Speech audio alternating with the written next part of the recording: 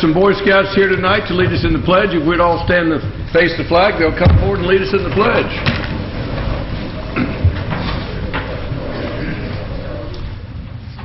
They all need to come forward, Robert. You can lead them all.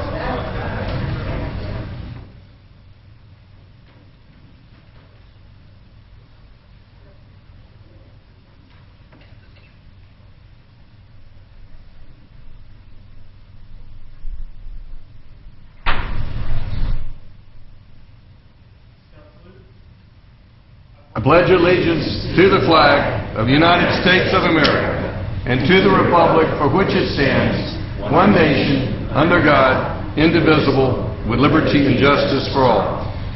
Robert, I want you to come to the microphone after I hear from all the other boys, but I'd like all the other boys to introduce themselves at the microphone and then have a seat, and we'll hear from Robert. He has worked on an Eagle project for us.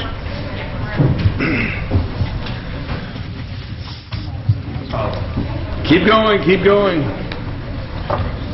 What do you want me to say? Give us your name. My name's Andrew Sauer. I'm the Assistant Senior Patrol Leader for Troop 356, and I'm a Star Scout. Welcome. Step up. I'm Colin Newberry. I'm a Patrol Leader for Troop 356, and I'm also a Star Scout. Great. I'm Cooper Vance. I'm the troop bugler, and I'm first class. Well, bring your bugle next time. Okay. Hello, I'm Valeris Stetner, and I'm a troop patrol guide, and I'm a Star Scout. My name's James Everidge, and I'm a Tenderfoot. My name is Matthew Ford. I am troop historian, and I am first class. My name is Braden Lewis, and I am a Tenderfoot. My name is Bryce Latteroot. I'm a Den Chief, and I'm also first class. My name is Max Caretney. I'm a Patrol Leader, and I'm Star Scout. My name is Nathan Holden. I am acting Senior Patrol Leader, and I'm a Star Scout. I'm Ron Fader. I'm the Scoutmaster for Troop 356, and appreciate you having us here. Yes, sir. My name is Coleman Fox, and I am the Troop Scribe for Troop 356, and I am a Star Scout. I'm Matt Hashemi, and I'm a Life Scout. Well, it was good to have one Life Scout with all those Star Scouts. I'm glad we're moving on up. So I'm Robert Osborne, and I recently achieved my rank of Eagle. And I just congratulations! Let's have a hand for Robert. Thank you. Thank you. I'd just like to describe to you my project a little bit. My project consisted of 4 parts. One was clearing a grave site at Corinth Baptist Church. It was an overgrown grave site, and it had... Where is Corinth Baptist Church? It's on the corner of North Coleman and Pine Grove. Okay. So just off of Canton Street, a little west of it. So I cleared that grave site. There's 3 historical gravestones there, and the Historical Society would like to try to discover more about the gravesite because there's not much known about it. So that's one thing that I did. Another thing that I did was there are many, there's black historical markers in downtown Roswell, and they're at historical locations, and they give little information about the history of Roswell, basically. Many of them were worn from the sun, from the weather, and they're rusting. So I replaced 10 signs and provided funds to replace more in the future. Also replaced all of the bolts with stainless steel bolts so they will no longer rust. And also they all have a laminated coat on them, so also they won't be deteriorated by the sun again. Also, the other thing that I did was I created these brochures, which I'd like to pass out to you guys. Thank you. If you'll hand that to Kay, she'll pass them out. Thank you, Robert. The brochures, they detail all 36 historical markers, and they give a little bit more information about if you want to do a driving tour or a walking tour, or also it gives a map so you can see where all the locations are. They're available in the Roswell Visitor Center if you guys want to pick them up. Also, the last thing that I did was I created a geocache to get young people, such as us, the Boy Scouts, to get interested in the history of Roswell. And basically, a geocache is a scavenger hunt using the GPS coordinate system. So, the way it works is you go to the website, and it has a bunch of questions, and it will say the Broadwell House was built in 19-blank-6, and you have to find that missing number, and then you put all the numbers together to get the final coordinate for the final cache. So it's just a fun way to learn about the history of Roswell. So approximately where is the geocache? I don't want to give anything away.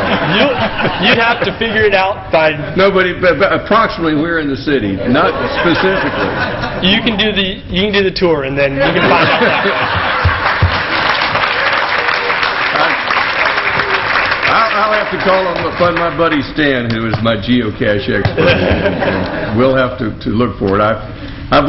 He's located a couple of geocaches with me on mountain biking. But Robert, it's good to have you. Thank you for having me. I want you to encourage the rest of those Star Scouts and your Life Scout to follow in your footsteps and become an Eagle. I very much appreciate your working on the historical markers. I know that your predecessor on that project was Emily Dolvin, Jimmy Carter's aunt, and for many years that was her job, is to take care of those historical markers. We lost her many years ago, but it's good to see you picking up that project, and we're proud of our Boy Scouts here. Councilman Orland's made it to life. Councilmember DePolito made it to life. And this is a object lesson for you Boy Scouts. The mayor made it to Eagle, so keep going for Eagle. So welcome here, and thank you for the work. The Boy Scouts, there are a lot of Eagle projects in our city, all across the city, and you are joining good company with Eagles. One more hand for Robert Osborne. Good to have you here. Thank you very much.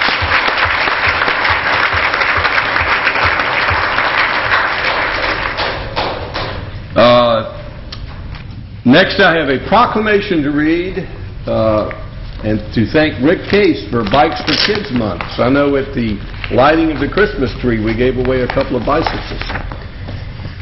I believe they were donated by Rick Case.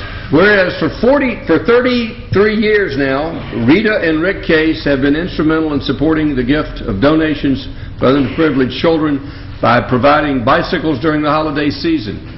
And we're starting the Rick Case Bike for Kids program 33 years ago. Rita and Rick Case initiated a program that has not only benefited children in need, but has provided an annual outlet for the community to easily step in and help by donating new or used bicycles that might have been in your garage, which are then distributed to grateful children and their families. And whereas hundreds of bicycles are collected and distributed each year in conjunction with the Boys and Girls Clubs and other local charities, providing an additional layer of community involvement and charitable education as the children learn the true meaning of it is better to give than to receive. And whereas the recipients are delighted children whose holiday is lifted by generous benevolence of the community and all those involved in the Rick Case Bike for Kids program. And whereas the City of Roswell would like to honor this commitment to community shown by the Rick Case Automotive Group, whose corporate philosophy is to contribute to the communities in which they do business, including helping children in need through their participation and contribution to the Boys and Girls Club, local charities, and their National Rick Case Bikes for Kids program. Now, therefore, I, Jerry Wood, declare December 2014 as Rick Case Bike for Kids Month, and encourage all to donate a used or new bicycle to the children, and to not only share in the holiday spirit, but to promote a healthy lifestyle in our bicycle-friendly community. So do we have a representative from Rick Case here tonight? Yes, sir! Mayor Wood, how are you? Good to have you here. Come forward. Am I coming this way? And if you could tell the audience and the council how they could participate in this Bikes for Kids program. It's very, very simple. Am I speaking this way or this way? You can I don't know what the protocol you can put on a revolving stand and speak wherever you want. Any old bicycle you may have, please take a few moments, bring it by the dealership, and we have a collection and we donate them right before Christmas Eve. You'd be amazed, for someone who doesn't have a lot, getting a bike that's been fixed up, how truly meaningful it is to them. Rick and Rita have been doing this for 33, 34 years. Every year we have ball players coming down donating their bikes, civil service, anybody. But just please, it's very simple. If you can't come, please contact the store and we will make arrangements to come get whatever you have. But almost everybody's got one or two of these old swim bikes or something stuck in the garage, just gathering dust, and you'd be amazed at what it will do for a child. We appreciate your participation. Thank you. Thank you. Let's have a hand for Rick Case. Now, I would encourage you, if you've got a bicycle gathering dust, one, to either ride it or give it away. But there is no better way to. Roswell is a bicycle-friendly community. We appreciate your participation in this. So don't get rid of your bicycle. Buy a new bicycle and give the old one to Rick Case. Thank you. Let's get the council down here and get our picture taken with Rick Case. You're doing such a good job. Council, if you'll join us. We're a little short on council members. Kent arrived just in time for the photo op.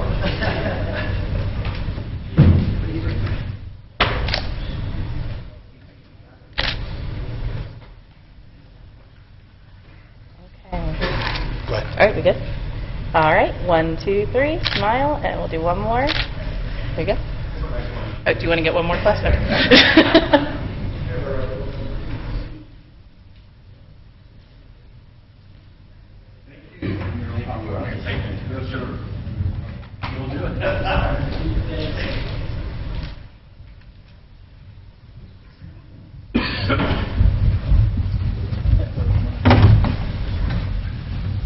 Mike Fisher, I believe you have someone to introduce the audience.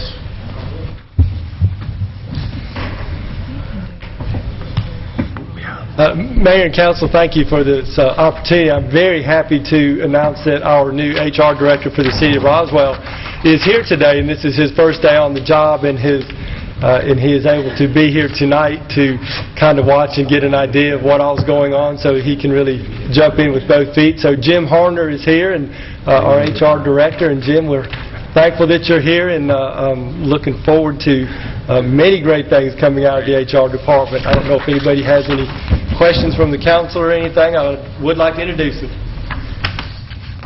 We appreciate your coming on board. Your biggest job is to create a buffer between the council and the employees, because this council is awful tough. All right. And your job is not to keep this council happy, but to keep our employees happy, and the best way to do that is to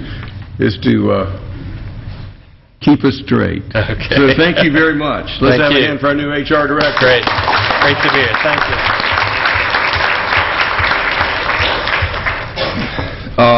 Morgan Rogers, if you'd come forward and do the presentation for the 2014 annual report.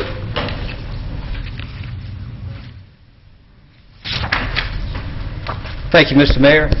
It is my pleasure at this time to introduce the chairman of the Roswell Recreation Commission, Deborah Ewing, who will actually make the presentation of our annual report. Ms. Ewing. Thank you so much for moving us up. Good evening, Mayor, Council. My name is Deborah Ewing. I'm Chair of the Recreation Commission, and I'm happy to be here tonight to talk about some highlights of our 2014 year.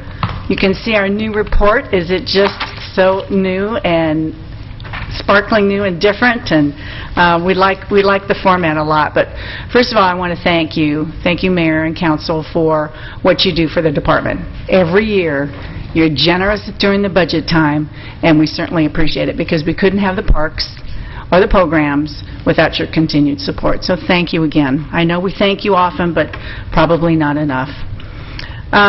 First of all, Rec Commission is the best Rec Commission. We are all joined together at the hip. There's enthusiasm, there's excitement, there's new ideas. It's the best Recreation Commission that I've seen since I've been on it.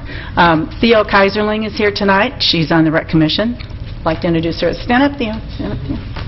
She's one of our young, enthusiastic ones on the commission, and she loves parks. She lives for parks. So, but first of all, I don't want to read everything on this annual report, but I want to highlight some things. The gold medal finalist, 4th year in a row.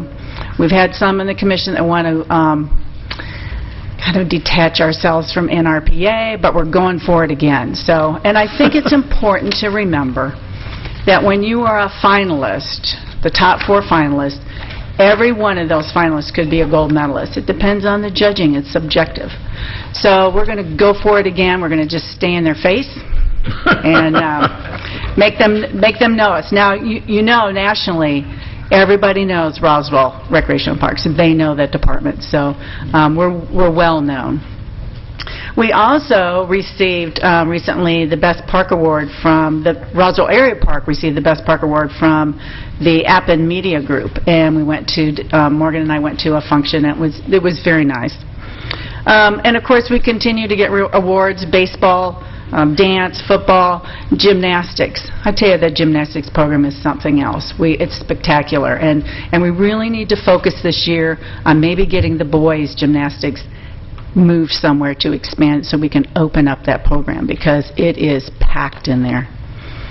Swimming, Theo is part of that adult swimming team that won this year. Synthetic turf fields, they've been a huge hit. Cut down on our maintenance, cut down on the sod, the fertilizer, environmentally friendly, that's for sure. We are, as the commission, is going to look at ways to maybe program and encourage staff to use that money that we're saving on other fields that we need to work on. Beautification, that $100,000, we've spent it all on park benches, picnic tables, and trash cans. We want a consistent look throughout the parks, and those, if you walk Roswell Area Park, I think they're starting to be installed in there, and they're very, very nice. It will last years and years and years, and they won't need painting either. So, shade structures, they're so important, and we try to add some each year. They're very expensive. As we replace playgrounds, we're going to add the shade structure to it. Nobody wants to go down that hot slide in the middle of the summer, so we want to be able to have kids be able to slide during the day. Roof replacement's a little boring, but necessary. We've done that. Roswell River Landing, I've not seen the improvements. Have any of you all been to Roswell River Landing? So I hear that inside and out beautification, update in the kitchen, restrooms, so that's been a very good moneymaker, and we did raise the rates on that too. Adaptive programs. This has been Morgan Rogers' baby and close to his heart for years, and we have increased the number of adaptive programs for kids. It's been a huge success. We've added cooking and soccer and baseball and basketball. And this summer, we had a day camp program for kids with disabilities. It didn't matter how bad your disabilities were, what they were, what you could afford. Jay Small is in charge of is president of our Roswell hello there, Parks in our foundation, and he helped raise and organize enough money for 72 kids to participate in this program this past summer. So I am sure that's going to be a signature program that Roswell will be recommended. Will certainly be known for. Of course, we have our numerous events that take place during the year. You know, this year has been exciting, and it's also been a year of change. We are very, very excited to have Morgan Rogers at the helm. We think already he's going to bring some excitement. We think staff is excited. The Rec Commission was 100% enthusiastic about this appointment. Morgan, from day one, has focused on partnerships, and that's something that we're going to continue to focus on. Right now, we're developing partnerships with the school board, with Chattahoochee Nature Center, which has somewhat been a little iffy over the years. The National Park Service, Bill Cox is a big friend. We've started meeting with him. I think Morgan had a meeting with him the first week he was appointed. So this is going to really help our programs, our connections, our park connections, our trail connections through national park property, and to connect. Our goal is to connect Canton Street with the river, and we have to go through national park service land, and that seems to be, they seem to be very on board with that. So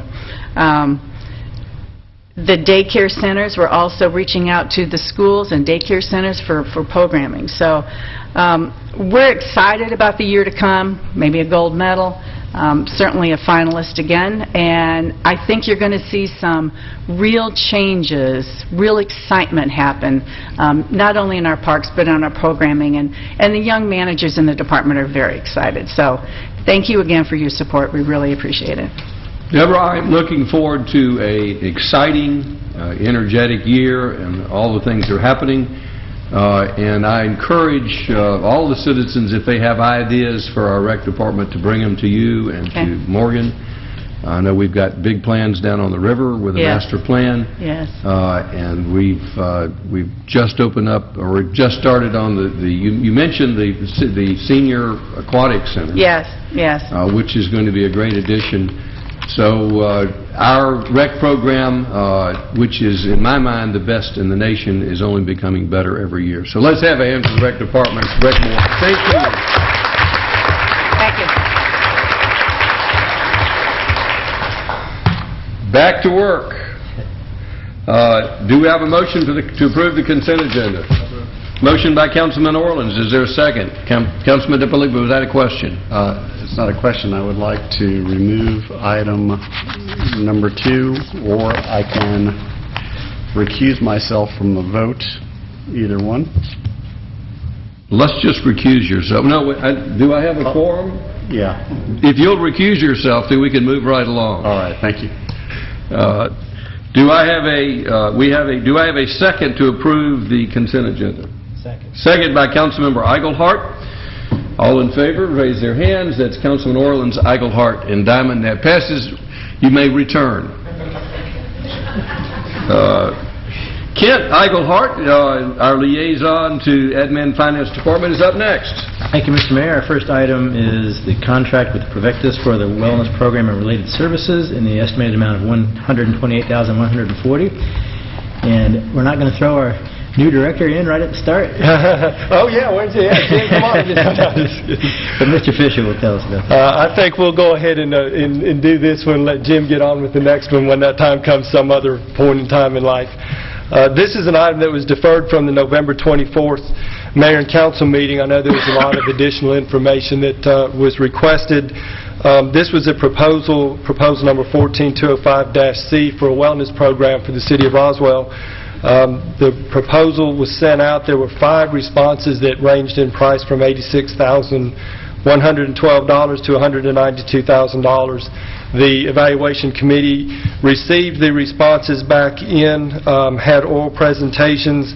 After the oral presentations and the information that was learned from the committee, they made a recommendation for Provectus Health Strategies to provide the wellness program for the City of Roswell. So we would ask for your approval of Provectus as the wellness provider. Does the council have any questions? Councilmember Diamond. Michael, can you tell me, I see something about 1 year and then I see a 3-year program in some of the notes. Is this a 1-year contract or? This is a 1-year program that we are doing. We look for a long-term, generally if we can get in with the vendor that does a progressive plan. But if my understanding is correct, we're looking at a 1-year for right now. They have shown us what it would do over the course of several years, and their plan is to continue to move it forward just like ours would be, but it's just a 1-year. And I see the information, and I apologize, I just flew in a couple of hours ago, so I'm a little behind on this, but I see the information that on the Provectus proposal, kind of an outline. I had asked about an outline of what exactly we're seeing that them each do, but I don't see it on any of the other vendors. The information we gave was just in general of what a program might look like.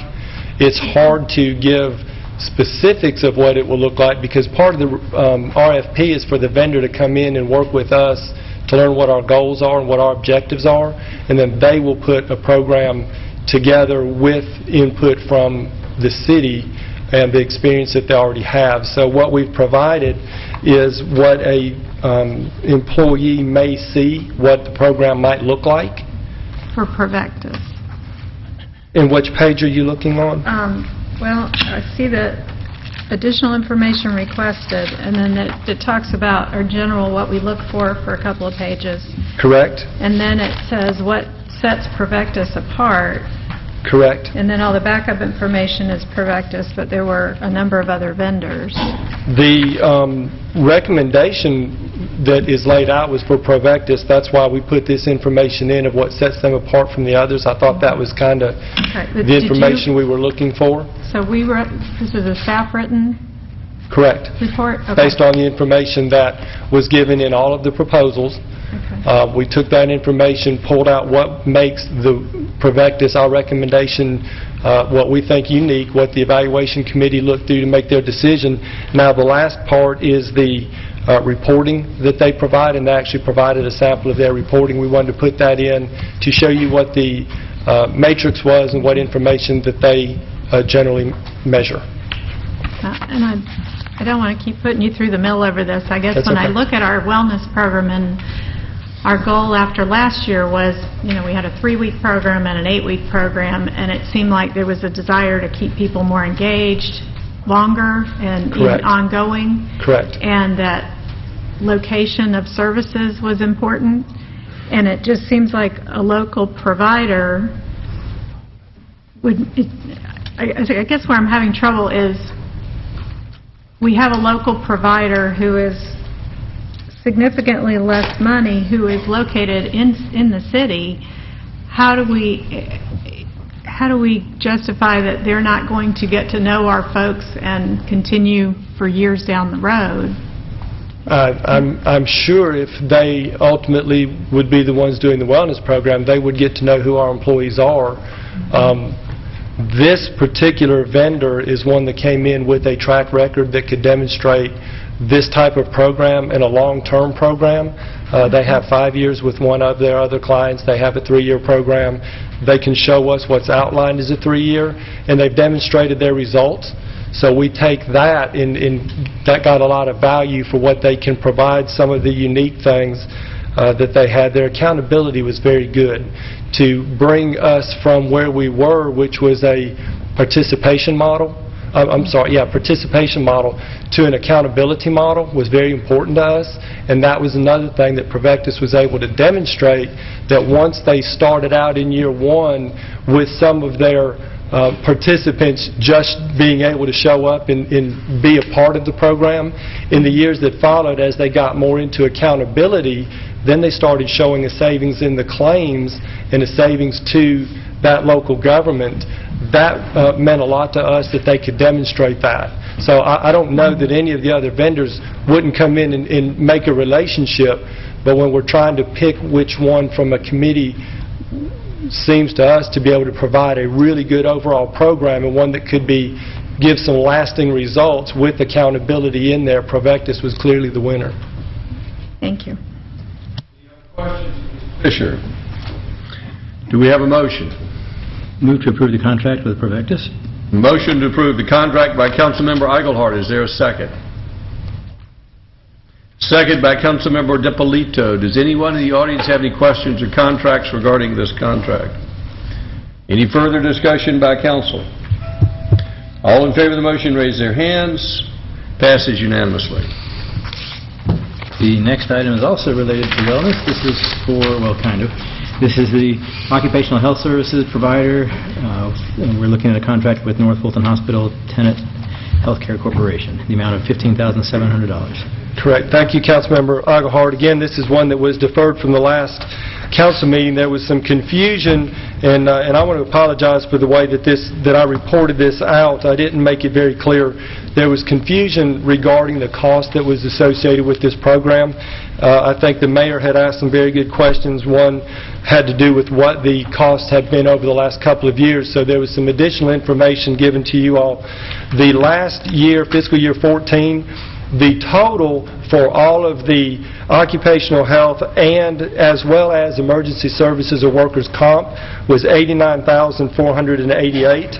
In FY13 it was $72,009, so around $80,000 to $90,000 a year. this $15,700 that is in this item to be able to compare the different vendors, because all of this is a pay-for by service, to compare all the different vendors. In the proposal that was sent out, there was a specific menu of items to bid off of, so that we could get some apples to apples on what exactly it cost, and that ended up being $15,700 is what the price was from North Fulton. So in fact, of course, that is in the fund that we use to pay for this, and there's a lot more money in there, but the actual cost is around $80,000 to $90,000 a year by the time we do all of these different things, the drug screens, the alcohol test for the DOT, the pre-employment screens that we do, and then any workers' comp. So I'm just confused. Okay. The $90,000 would be all of the service we anticipate, but all they're bidding on is $15,000, which is a small segment of this. They're bidding on all of it ultimately, but to figure out what their prices were compared with the other people, they're bidding on a certain menu of items. But they will be the provider that will provide all of the services. So we anticipate $80,000 to $90,000. Historically, about $90,000. Yes, sir. The 15 was only for us to be able to look at one compared to the other, so that one didn't bid on. So we sort of said, what does this service cost, and what does this service cost, and you took the individual service items. Correct. If this is what we needed, what would it cost? That way, everybody could give us a price on the same thing. So if somebody has an emergency call, that's what the emergency call is. If somebody has a hangnail, that's what the hangnail. So it's not the total, but it's the a itemized list of individual costs. Correct. Does the council understand it? Councilman Orleans. Mr. Fisher, taking that approach and looking at the unit cost here versus the two of them that you've got on the page of your memo December 1st. The other one is got lower unit cost in every item except, of course, one. So correct. Using your examples, how did the $15,700 come out to be a lower number? It did not come out to be a lower number. They were not, the people with the lowest score were not the highest point value.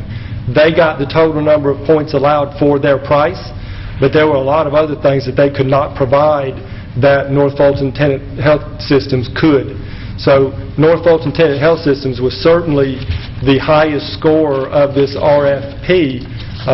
They happened to not be the lowest on price. The other people, Roswell Urgent Care, got the most points awarded to them because of their price, but there were many other things that they did not. So North Fulton is the highest points, the highest score for this RFP. Okay, thank you. Does the council have any other questions? Do we have a motion? Move for approval of the contract with North Fulton Hospital Tenant Healthcare. Motion by Councilman Eichelhardt to approve the contract. Is there a second? Second by Councilmember DiPolito. Does anyone in the audience have any questions or comments? Any further discussion by council? All in favor of the motion, raise their hands. Passes unanimously. Thank you. This time, Councilmember Becky Wynn being absent with an excuse, and Councilmember Betty Price is also absent with an excuse. I will ask our City Administrator, Kay Love, to read the Community Development calendar. Thank you, Mr. Mayor. The first item is RZ 2014-02-562 and CV 2014-02-563, Barrington Place, Land Lot 376, Spring Drive, King Street, Marietta Highway. This item was deferred at the November 10 meeting. Applicant has requested further deferral. Mr. Townsend? The applicant is requesting a deferral to the January 12th, 2015 meeting. They are actively meeting with the neighbors in the area, and with the holiday schedules would request additional time to be able to do that. So they're requesting deferral to the January 12th, 2015 meeting date. Do we have anyone here in the audience who came to be heard on this matter? If you'd raise your hands, please. All right. So let's first see if the council wants to consider the deferral. Do we have... Well, let me just open it up for the folks from the floor. A request having been made, does the neighborhood have a position on whether they object to a deferral or would agree to a deferral? Has there been any communication between the applicant and the neighborhood? Last night. If you'll come forward, please. Give us your name and address.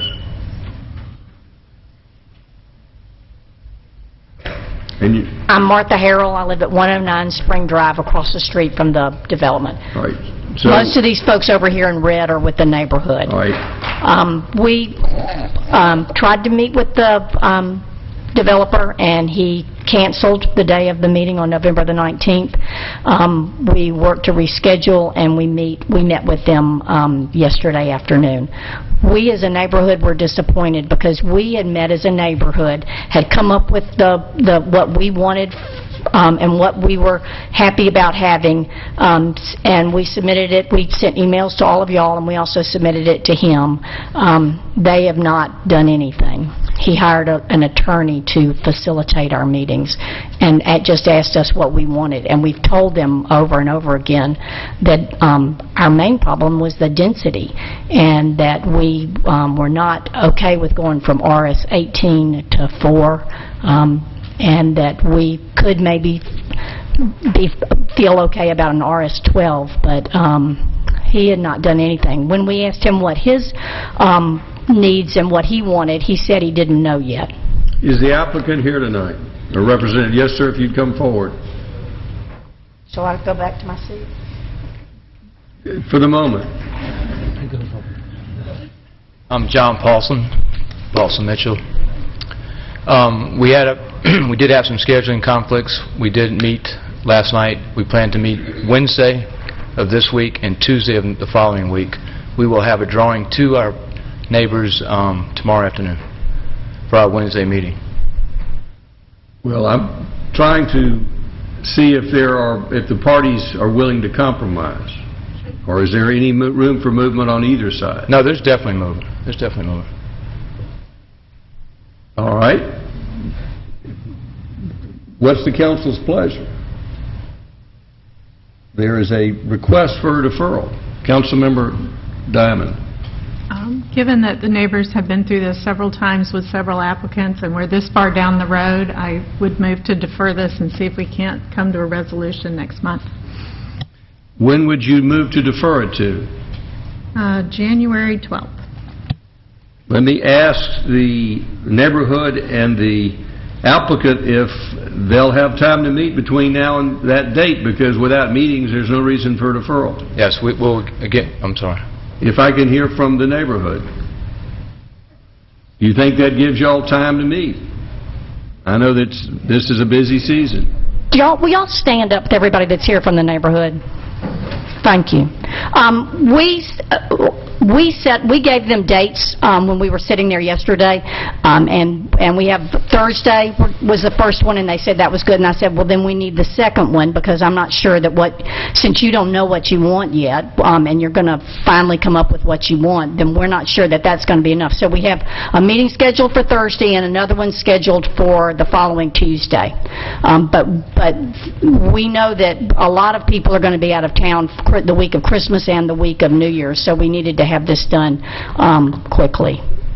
Do you think that you'll have the people back for the city council hearing? What was the date again? January 12th. January 12th. Oh, yes, and this is not half of them. But you think you have are you comfortable with a rescheduling on the 12th? Are y'all okay? I'm comfortable with that, yes. Is the applicant comfortable with that? Thank you, sir. We have a motion to defer to the 12th by Councilmember Diamond. Is there a second? Second. Second by Councilmember Orleans. Any further comments? Councilmember Eichelhardt. Just one, because I know a number of us have probably talked to a number of folks here, and at least the indications I've got is it hasn't been going very well. So I think I would just caution and please ask that it do go well between now and the 12th, or else I don't think that we're wasting our time and we're wasting everybody else's time. So take that as a warning, please. Does the neighborhood need any assistance from city staff, or does the applicant need any assistance from city staff between now and the next meeting?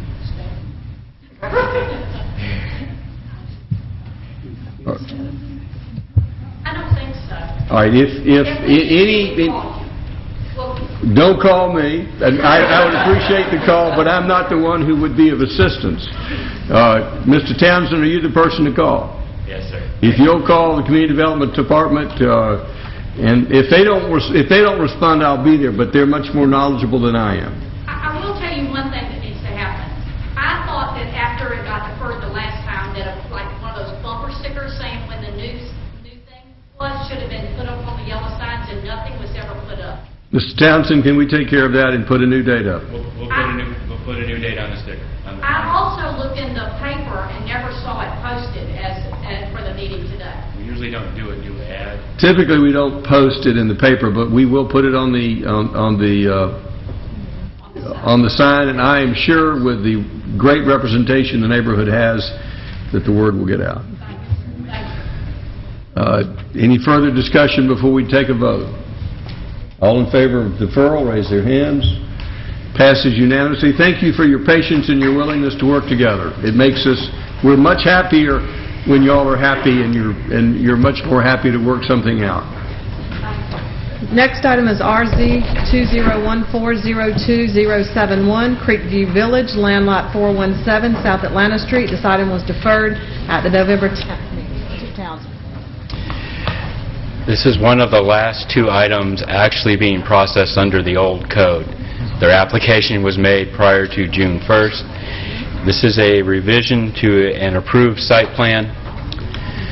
This is the location of the property on South Atlanta Street. You can see the existing two condominium buildings. The property was scheduled for 3 more condominium buildings. Those buildings were never built. The applicant is requesting to amend that site plan to allow for 31 townhomes to be developed on the subject property. It's a little over 3 acres in size. This gives you the location map, the downtown residential zoning of the area of the condominium that's proposed. This is the preliminary proposed site plan showing the townhomes. There are sufficient parkings provided on the property. This application was also submitted to the Historic Preservation Commission. Their information was taken into account and redesign was taken place. They have moved the garage locations in particular to comply with the Historic Preservation Commission's request. This has been to the Planning Commission. They have recommended approval with staff conditions. Staff would recommend approval with the conditions included in your resolution before you this evening. Does the council have any questions? Councilmember Diamond. Mr. Townsend, it looks like there were 69 units originally slated to be built. Correct. Approved. And Yeah. how many will this net us? This will get them to 69. Okay. With the existing ones in the existing 2 buildings, plus the proposed townhomes, gets them to 69. Okay. Thank you. Councilmember DiPolito. Thank you. Mr. Townsend, I have a number of questions, and I guess the first question is for clarification. Since this is under the old code, do then all the buffers and restrictions of C2, well, I guess the front was C2. Well, let me ask my question. I'm going to ask it in 2 parts. Okay. Do all the requirements, setbacks, buffers, and so forth of the prior zoning apply to the site plan? And the second part of my question is, was all of this property, including the frontage where the, I guess it's retail is now, was all that part of the original zoning? I'll answer the second part of the question. No, that original part, because they added some additional land to the next application. So that original part was not part of the originals. When you look at, that doesn't show it very well. Well, and one of the reasons I asked that, while you're looking for that, is under the background, it suggests that there needs to be sufficient right-of-way along the property frontage, but this doesn't look like it has any right-of-way. This one would not. The next application does require additional right-of-way. But I'm looking at the background for this property. That's what's confusing about it. Because the background was for the 1999 Right. zoning. In the 1999 zoning,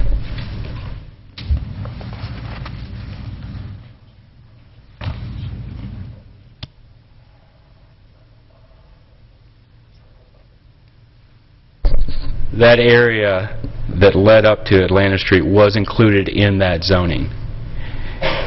This additional property here was not. Okay. And what they had approved originally was a street that came straight in, but it was actually developed with this sweeping curve, and that's actually going to be straightened out with the next approval. Okay. The first question. Yep. The designation was R4, but also in the historic district. So it's taking the characteristics and setbacks of the HR for the townhouse development to be compliant with those requirements in HR. So all of this was zoned R4, including the part that you outlined in red? Yes. No?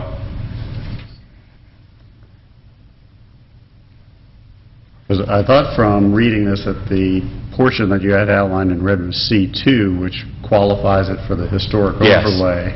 That's why they get the next application, Okay. because that was C2 for that mixed use to allow. Okay. But then in looking at these two projects, I know that the C2 portion comes Right. at the next part. But do we have to look at buffer requirements between C2 and R4 when we consider these applications and setback requirements?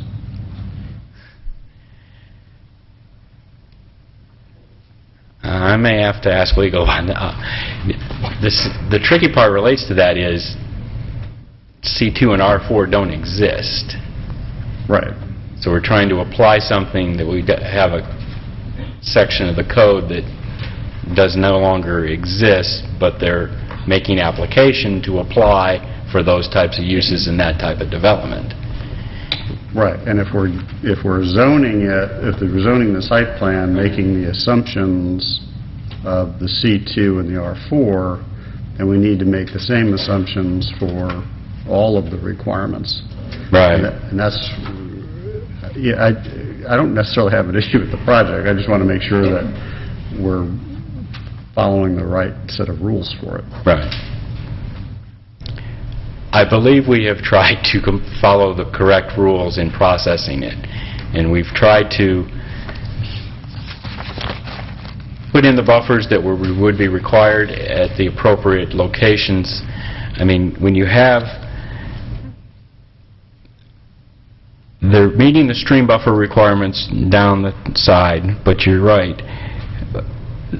they're probably the buffers between R4 and, Jackie?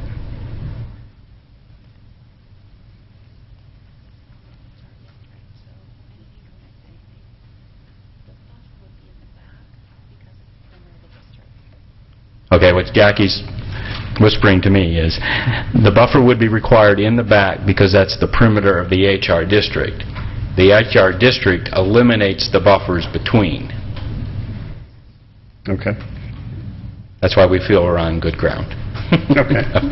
Well, that answers my question. Thank you. Okay. And I still have some other questions. Going back to the background, I guess there were 9 conditions that applied to this approval. You answered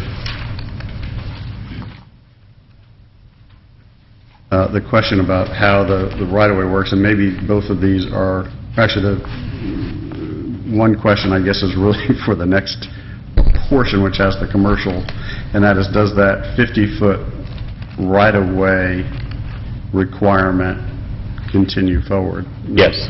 So they have, in their application, provided the right-of-way that transportation is looking for along Alpharetta Highway? We're requesting a condition in that approval that would require the right-of-way needed. Okay, so that may have changed, but we're getting this sufficient amount of right-of-way for the Historic Gateway project? Yes, that's my understanding. Hopefully they're shaking their, are they shaking their heads the right way that way? They're looking at me. Okay. The question restated is, do we have sufficient right-of-way in the rezoning for the Historic Gateway project?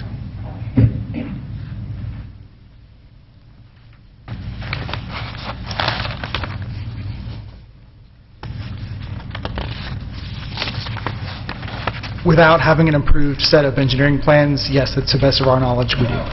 Okay, that's good enough for me, thank you. Then my last set of questions... And that was Rob Del Ross from the engineering department. Thank you, Rob. My next set of questions should be a little easier. Who's the developer?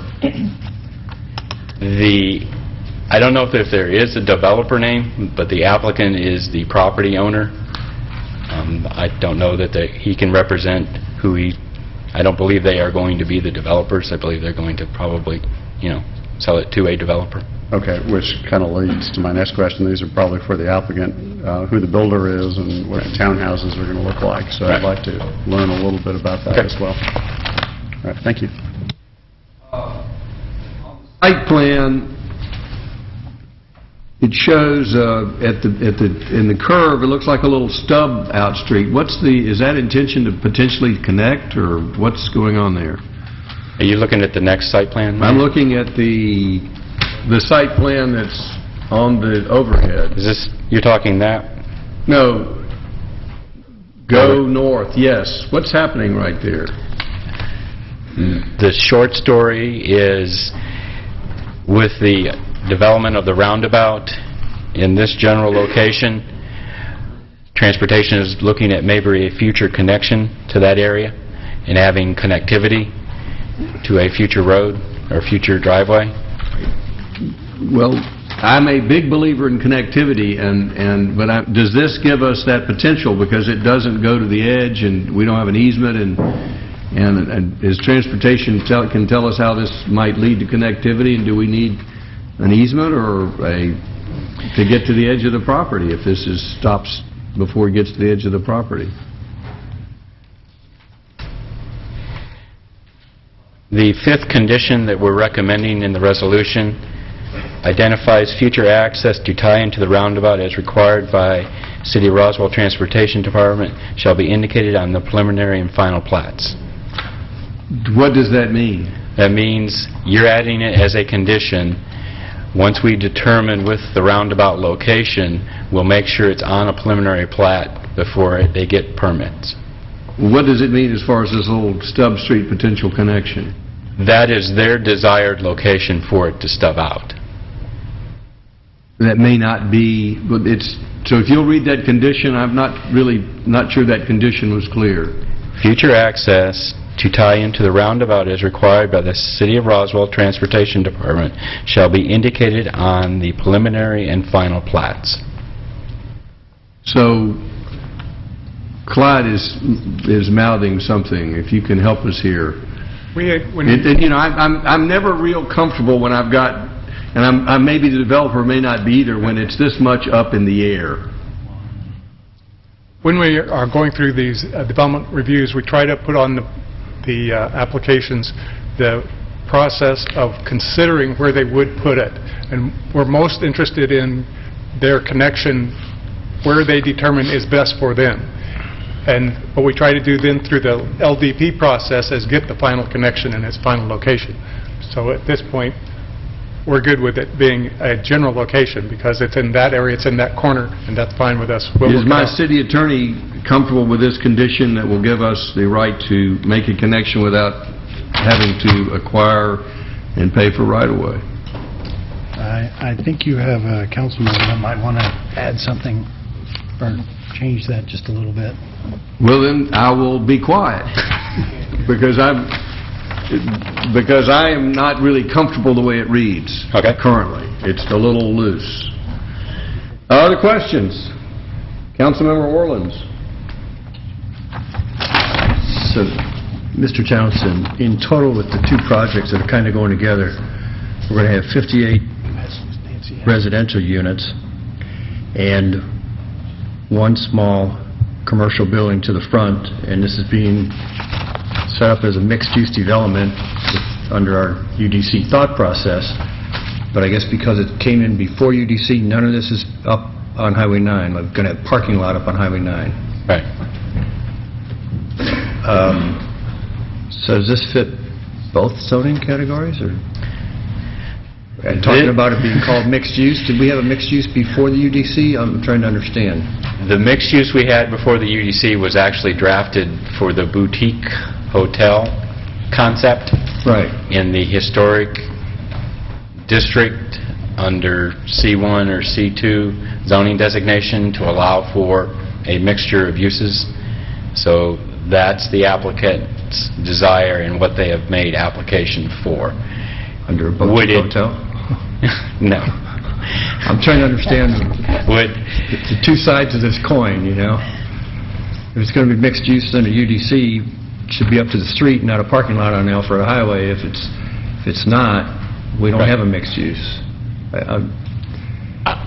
With the application applying before the UDC became effective, it's applying under the old HR conditional use zoning district, and it meets those requirements. And it does meet those requirements. Correct. Thank you. Councilmember Eichelhard. I was actually saving this for the next one because it's more to the road, but given what you just said, we're now in December, basically into January. We're just now hearing this. Why didn't we have it come in after January, after July 1 to hit? Because it's been deferred how many times that's just been out there. Seems like, or is there any way, is that not possible at this point to make it UDC at this point? Because in the process, I mean, my point being, it seemed like it easily could have been applied for after July 1, given the fact we've been sitting around for 6 months here. And normally I'd definitely not be saying let's switch over to it, but it actually would make sense because I mean, the applicant's the one that applied when they applied. You might want to ask him that question. Because the longer term issue is that we're trying to fix that area of the whole town, and yet we're putting the old thing, a new old thing, right on the street. Right. So that's the concern. Any other questions? Councilmember Diamond. So, I have a question about when we get to conditions, if we get that far about tying ourselves into a roundabout. I don't know what future intersection or road improvement that might be, but I might play with that wording. So, in answer to kind of mitigate what the UDC, what our intent is for that area, with or without the UDC, where does this go from here? Does it go to HPC? Does it go to DRB? HPC will review the building locations. They will then first do a preliminary plat, and then a land disturbance permit. For building permits, they'll go to the Historic Preservation Commission. So, where is there an opportunity for us to maybe put some landscaping in the front and make that more of the look we're looking for on the front? That would be HPC's requirement with your direction dealing with. Can they require that? This is legal. Can they require landscaping on the front to give us more of that? You have to make it a condition of this rezoning that would tie them to what they're proposing. Okay. That's what I'm looking for. Thank you.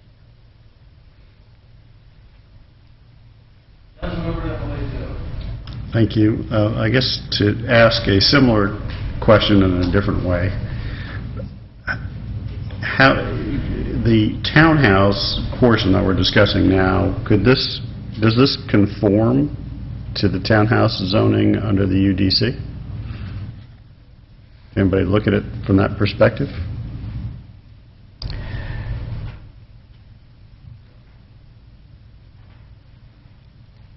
In a lot of respects, it does. We had them turn the garages particular away. The first... Actually, I got to go on this. Because in looking at it, I don't see anything to me that makes it inconsistent. This line, they had the garages facing this way. Now we have the fronts with the garages in the rear. So I believe we control the maximum number, right, in the UDC? I think they meet, they don't exceed 8 attached together.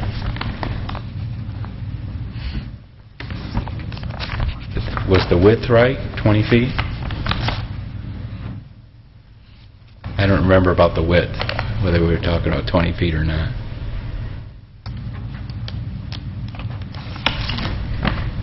Okay, so I guess the answer is we don't know. I think we need to ask the applicant about the width. Okay. One last question. Under the old conditions, which I assume now all the old conditions then go away, is that correct? Yeah. So there was a condition in here to dedicate 100 feet along Big Creek for the purpose of expanding the Roswell Trail system. I didn't see that condition carrying forward. I think it was already done. Wasn't it on the survey? It was dedicated already? Jackie's going to check the survey, but I thought that one was already complied with for them to pull the permits. For the original buildings? Yeah. Okay. But we're going to check the survey for that. All right, thank you. The staff. This time we'll hear from the applicant.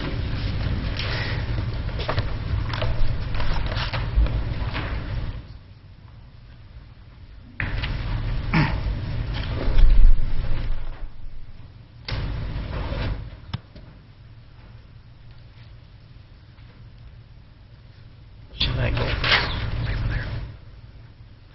You want to go first? Hi, good evening. My name is Vinay Bose, and I'm the applicant along with Michael Lober and our engineering firm Travis Pruitt and Associates, Mr. Anderson and Mr. Blumenthal are also here to answer your questions. You all have asked quite a few questions about this, and I'm itching to answer your questions actually. And one of the issues here is you're seeing two parcels. They're tract 1 and tract 2. If you see them together, it makes it easier, and as per your regulation, we can only present one at a time. So we started with tract 2, and I want to give a real brief background, and I hope it answers a couple of your questions. One was this property was acquired just before the big crash and the recession, so we had no choice but to wait. And just as we were coming out of the recession, we realized that the zoning is going to change. So what was going to happen to us was this zoning in the front parcel tract number 1 was going to go from commercial to residential, and this is still residential in the back with 2 buildings. And so we applied before May 30th, which I hope answers Mr. Egelsart's question about that. And so we made that application to preserve that as a mixed use, so we could get that in. And the reason for us to the reason it took so long to get here is we really bent backwards working with the neighborhood. So we had the exact opposite problem of the previous folks that left here, and Ms. Jackie had arranged a meeting for us with the neighborhood folks, and we had it in the room, in the next room over. They really beat us to death, which actually put us in a situation where we acquired this property adjacent just to have this road. There was a big issue with the neighbors who wanted one road with all these units in the back. So we have really bent backwards, and there's no back left to bend anymore. And we do have the homeowners association also with us, and they support our project now. And actually it would be easier if you all ask questions. I'd be more than happy to answer. Mr. Brad and Ms. Jackie and everybody in the department are really helpful to us in telling us all the problems we're going to hit, and we kept correcting them. That's why it took us a while to get here. And now we are here. We're very happy that we are here this evening. You want to? with all the conditions that staff is recommending? To be honest with you, I didn't understand 100% of it, but if I have no choice, I'm comfortable, yes. Okay. And one question about your builders, which builder is developing. Here's the thing, we have real quality builders, developers, I don't know if I can put their names out front, but they said, finish this process because we started the application. If they come and take over, we'll fall under the new rules, and then the value is not as much. And so that's why we have to finish this process, then we get to hand over. Thank you. Does the council have any questions for the applicant? Councilmember DiPolito. Thank you. I guess the question came up about the width of the townhouses. Do you have a width? Obviously, you show them on here, but there's no dimension shown. One of the previous layouts had 25-foot wide front entry units. Under the current UDC, that would not be allowed. That's why we switched to the 20-foot wide rear entry units. So it does comply with the current UDC. And that's correct, staff? Okay. All right. And so do you have any sense of what the townhouses would look like? Actually, this is a very easy answer. When we went in front of the historic preservation folks, we saw how they were conducting their business. So they're going to be really beautiful, and because our price point is around $475 to $500, and so they're going to be have that historic look. Like they actually gave a good description of what it needs to look like, and they even made us change our drawings, which we did. And so it'll be compliant, whatever the historic preservation folks want it to look like. And I guess ultimately this goes in front of the HPC for their design approval. Okay. The one other question I had, I know staff was looking into it, was the dedication of the 100 feet for the trail, and you were nodding back there, so yeah. I'm assuming that has taken place already? My understanding it took place quite some time ago. Okay, so it was even prior to you before we acquired the acquiring? property, yes. Okay. Have we been able to confirm that? We can't confirm it, so it's okay to put the condition on. If it's been done, the condition doesn't mean anything. Okay, so if it has been done, then it's just, even though it's a condition, it's considered complete? Right. But if it's not, then it can we be know added. we get it, right. And there's no impact to the site plan because there's a 100-foot buffer there anyway. Yes. Correct. So this is just allowing the city to use it. Correct. And that would be acceptable? Yes, Your Honor. So you're just going to bring condition number 9 on the previous approval forward. That becomes condition number 6. Okay, thank you.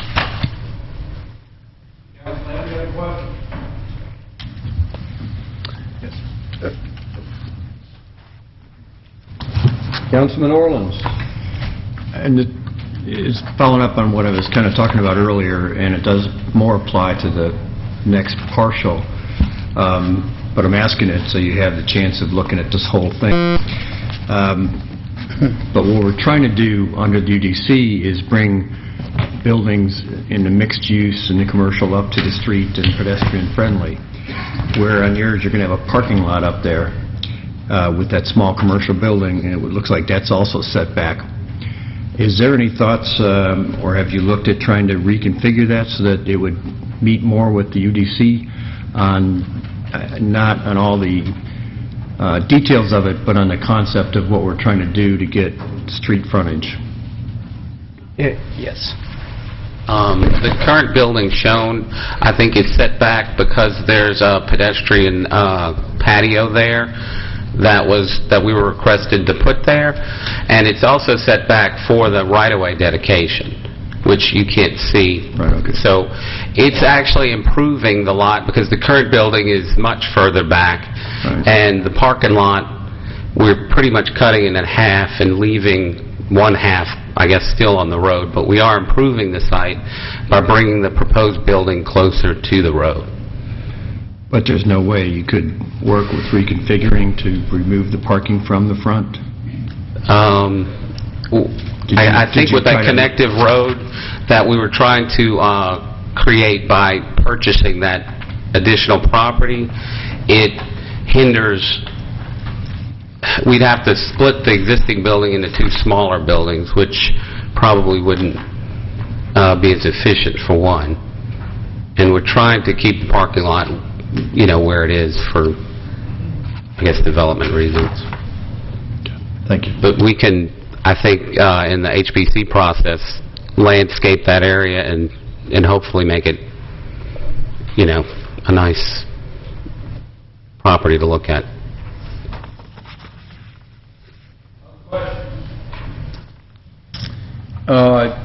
This time we'll hear from the public and then give you all opportunity for rebuttal if there's anything you want to counter. Okay, thank you. Does anyone in the audience wish to be heard on this matter? This is your opportunity if you either want to say anything for or against or just have questions. Yes, sir, if you'll give us your name and address. Brett Thurman. I'm here with my wife, Ann Thurman. We own 2 units in the existing property next door, and we're real happy with how we've been worked with, and I'm on the board of the HOA there, and we've had a lot of changes, and it's a very good project from the view of the board and the neighbors next door, and I almost feel bad we put them through so much already. So if we've squeezed and squeezed and squeezed and gotten a lot of cooperation. You made our job easy. Well, maybe you guys see some things we missed, but we put them through a lot, and we're ready to move forward. Well, I want to thank all parties for working together on this. Does anyone else wish to speak? Doesn't sound like a lot of rebuttal. I'll give you any closing words you'd like to say before we turn it back to council. Yes, one very important thing. I plan on living here in the Welcome to Roswell. Yes, in the back. So it is going to be beautiful. Welcome to Roswell. Yes. Council, any discussion before we entertain a motion? Councilmember Wynn is not here, so it's open for anybody who wants to make a motion. Councilmember Diamond. Take a stab at it. Gentlemen, y'all may have a seat. Move to approve a resolution recommending the City of Roswell Mayor and Council grant approval to requested site plan amendment, change of conditions request regarding case number RZ 2014-02071 located at 285 Atlanta Street with the conditions set forth by staff with 2 exceptions. On number 5, that it would read, future vehicular access to tie into the South Atlanta Street improvements as required by the city, blah, blah, blah. And then number 6 would be the addition of number 9 on the previous approval with the 100-foot trail. What was number 9? The 100-foot trail. Trail next to Big Creek. Dedication. The developer shall dedicate to the City of Roswell the portion of the property abutting Big Creek a distance of 100 feet along the stream banks. This property will be for the expansion of the Roswell Trail System. Thank you. Councilmember Eichelhardt. Previous question was about the landscaping. Do we just think that HPC is going to deal with that by itself? Well, that's going to be on the second. Oh, you're right. I'm sorry. Okay. Never mind. Do we have a second? Councilmember DiPolito seconds the motion. Any further? Go ahead. Yeah, I'm sorry. I just wanted to second the motion, but I wanted to clarify that the addition of condition number 6 is the additional 100 feet, or the 100 feet is only required if it hasn't already been dedicated. Correct. Not an additional 100 feet. So just to clarify that. Thank you for the clarification. We have a motion and a second. Any further discussion by council? All in favor of the motion, raise their hands. Passes unanimously. Welcome to Roswell. Next item is C. That was easy, right? Next item, the companion item, is CU 2014-02072, Creekview Mixed Use, Land Lot 417, Atlanta Street. This item was also deferred from the November 10 meeting. Yes, this is a proposed site plan under the prior conditional use HR designation. This is a proposed site plan with 4,000 square feet of retail a condo building containing 7 units and 12 townhomes. This is the subject property. Actually, that aerial's wrong. It's including the parcel right next to it with the 3 buildings should be included. This is the proposed site plan showing the 1 commercial building next to South Atlanta Street, the condo building, and then behind that are the townhouse designations. This property was C2 with the HR overlay designation. That's what they're being brought in under with the conditional use process, asking for this development. That conditional use section was 10.36 under the prior zoning ordinance. This application was reviewed by the Planning Commission, recommended approval. Staff recommends approval with the conditions in the resolution before you. These are the 5 conditions at this time, if you have any questions. Does the council have any questions? Councilmember Ippolito. Thank you, Mr. Mayor. Mr. Townsend, on the historic overlay, is there any requirement with respect to pulling the building forward toward the right-of-way or any coverage along the street? And I remember when we passed that overlay, the intention was to allow for mixed use, but it was really trying to make it pulled up to the street, although the project we wound up approving had kind of a plaza that you pulled into because that hotel. Right. But I think we even had them put, if I recall correctly, some structures right along Atlanta Street. And to my recollection, we only passed 1, maybe we did 2, but Right. just trying to understand the requirements of that overlay, and does this actually meet that? Because to me, it would seem that there would be more of a need for the buildings to be closer to the street and, as my colleagues pointed out, not have the exposed parking areas and so forth. Mm-hmm.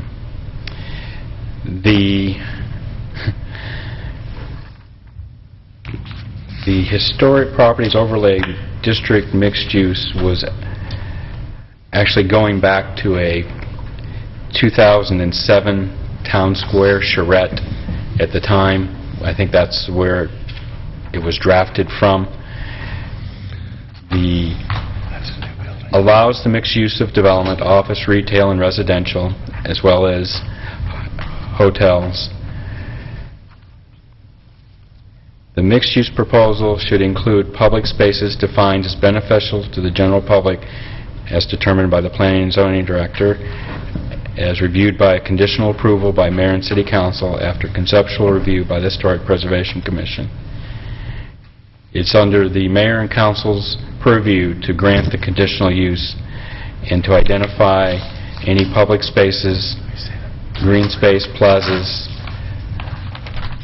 Future development shall conform to the conditional use. And then they have some minor guidelines, which actually we pulled in at the time, the MPMUD, in that section dealing with some of the guidelines for the requirements. But there wasn't anything that specifically said what would the front setback be, because we were looking for it mostly to be building at the time.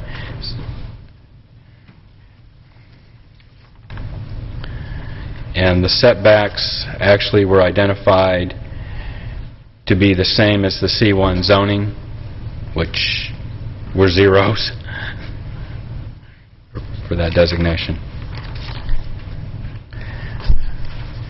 Okay, so given that, where is the public space, green space that we talked about, or that you mentioned in there?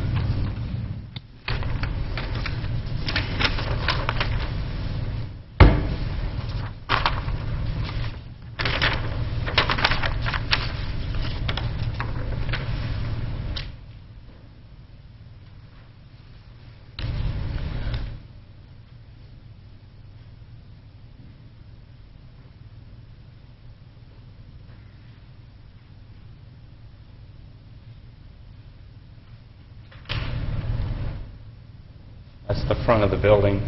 This was the public plaza that they had identified on their plan. I thought that was described as a patio. Or it says accessible plaza. Right. The intention of, I mean, is it a public space or is it a private patio for a restaurant? I'll answer to them. Probably they'll use it for both. I guess that's a question for the applicant. Right. All right, so with the exception of how we interpret public space, which is not clearly defined in that overlay. Right. You think it meets the conditional use requirements of the overlay? Yes. All right, thank you. Other questions for staff? Hearing no other questions for staff, we'll hear from the applicant again.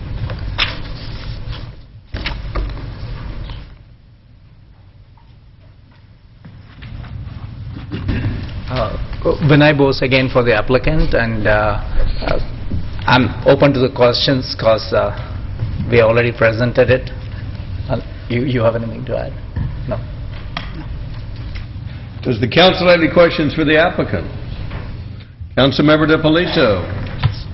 I guess the question I posed to Mr. Townsend is to the requirement for the public space. What exactly is the plaza that you've described there? Go ahead. This is Mike Lober for the applicant. The public space is on the frontage of the road. I think the overlay in the mixed use really talked more in the sense of when you had a walkable area, which is trying to get there. We had a little more space at one point, but the neighbors wanted the buildings moved up a little bit, so that accounted for some of that, and they wanted make sure there's additional parking, so that accounted for some of that issue as well. It's not really designed for a restaurant. When we acquired this property back in 2007, this was always actually started out to be my law office, moving it there, and with the economy, we've slowed it and now have moved it forward. So the use wouldn't be, I think, the anticipated use is not to put a restaurant in that space, but rather to have a little patio where people walking down the street can sit down. And as that roundabout gets built and we do make the improvements along South Atlanta streets, it'd be a nice resting place to stop along there if you want to go across the coffee shop or what have you. So I think that was the concept that is in the front of the building there. I'd like to join you to rest there someday. We'd be happy to have you, Mayor. So that will not be a gated area, that will be open to the public? Yes, that's what the overlay and the mixed-use concept calls for. Good. It's a good place to rest after you climb the big hill on your bicycle. Well, once the mayor decides to get that bicycle safe, because when I ride from Northcliffe over there, I give up now. I leave my bike at the Riverside Park and just walk the rest of the way. Other questions? I have another question. Yes, Councilmember DiPolito. The two driveways on this plan are very close together. And I know the intent is once there is some sort of access over to the roundabout to abandon one of them.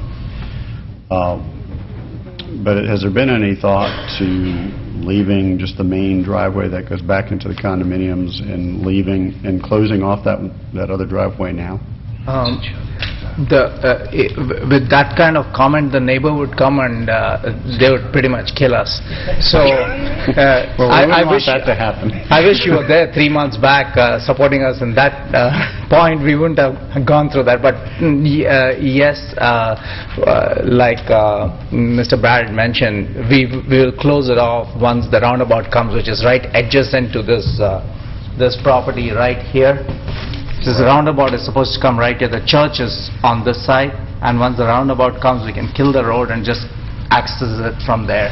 And the other point about the green space, actually, the city is going to expand and make this 4 lanes, so we are dedicating that additional road. So we had in the very original drawings before the city asked for that extra road was also green space. So we're giving it towards the road, and if that makes sense. So it's showing South Atlanta Street has a 50-foot right-of-way. So are you saying that's the existing right-of-way, or you're dedicating additional right-of-way? Because I have a couple concerns here, and maybe we could talk through all of it at the same time. One is we want to make sure that we have enough right-of-way for the roundabout and for the historic gateway, because I know we're not finished designing it yet, but we're pretty far along that we have a pretty good estimate of where that needs to be.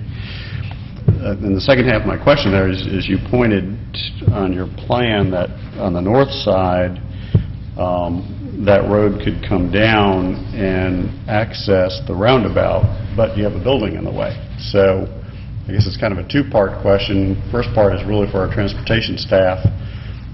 Have we really made sure that we have enough right-of-way here for what we need to do in the future? And I guess my second part of that question to you is, how are you going to get to the roundabout because you don't have access? You have a building in the way. The way I understand, the roundabout is supposed to be here, and it's supposed to go straight down here. That's not, the roundabout's not going to reach to the back. I guess maybe Can we have transportation come up here and clear this question of the approximate location of the roundabout and how you think we might access the adjacent property and eventually his property? Yes. There we go. Yeah.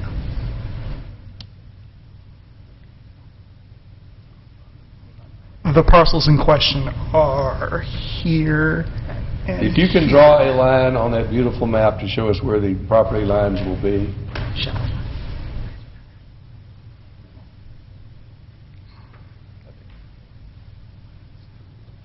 So that's the, well, I mean, if you'll draw, outline the whole thing.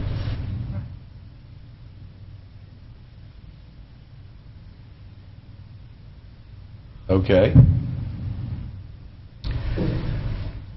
briefly,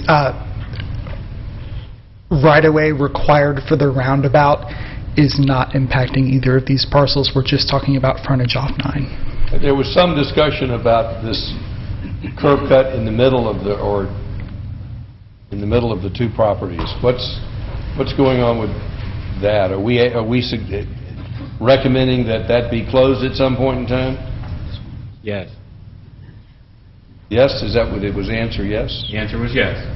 All right, so if you'll circle the curb cut that we're talking about, potentially asking them to close. And I would assume that we would only ask them to close that if we gave them alternate access. Right here. Or somewhere else.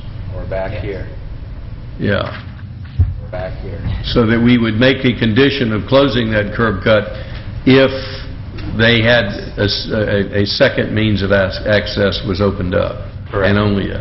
Right. And condition number 4 of the resolution does ask for 10 additional feet of right-of-way. Okay. That gets us to 60 feet, or at least that side.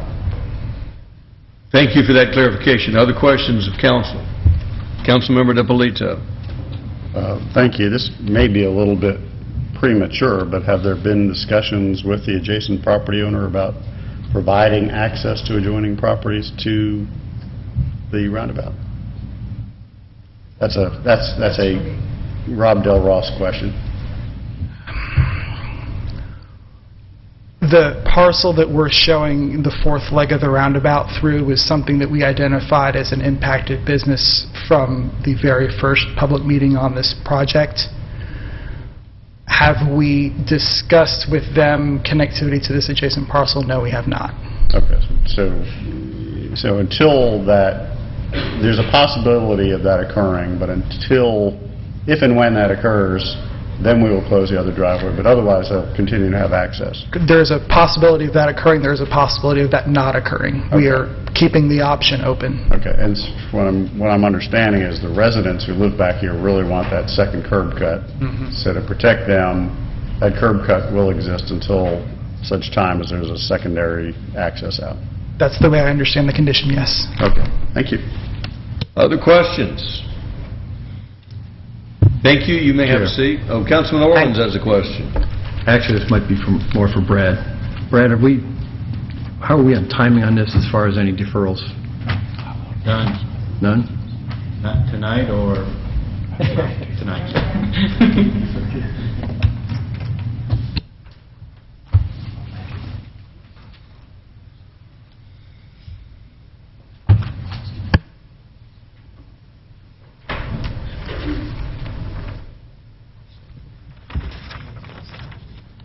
One last question for the applicant. You're showing a two-story condo building. Are those for sale condos? Yes. Yes. Okay. And about what size are those? 1,200 square feet, 5 units. 1,200? 1,200? Yeah. 1,200 square feet, 5 units. Okay. Thank you. Any other questions? Councilman Orleans. All right, I'm going to take one more shot at this. Since there's no deferral and I got to vote yes or no tonight, my question comes back to, in trying to meet the intent of where we're going in the future and trying to get rid of parking up front, with your condo building, I guess, and I'm not an expert on this, you guys, the engineers are, but I could see the parking going where your condo building is, that building moved up to the front. You're telling me that you looked at these options, or you just didn't look at these options? We looked at those options. I'm sorry? We looked at several options with that. And one of the concerns was from residents, and also to move it up further. And I believe the water we needed back there, right? The water quality back there? What really is driving it is the neighbors wanting it. Yeah. The neighbors really... I didn't hear that. The neighbors really wanted it that way. There's a lot of input from the neighbors. We've had numerous meetings with them, formally and informally, and that was one of the things we had. And another plan, the parking a little differently, but they wanted it where it's at now. They wanted the parking. They wanted the parking up on Highway 9. They wanted that additional access, and if we put a building there, then we wouldn't have that second access, and that was one of the main driving forces for that. The question I would like to ask, I think... What we just looked at was there's going to be maybe possibly two or three other accesses at some point here, but I'm sorry, Jared, go ahead. I know we had a neighbor speak earlier. There's a neighbor who is still here. Does he have any, can he tell us what the neighborhood thought about the issues raised by Councilmember DiPolito and Orleans, whether about the location of the condos and the location of that parking lot? Was that, can you recall that discussion? Not in great detail, no.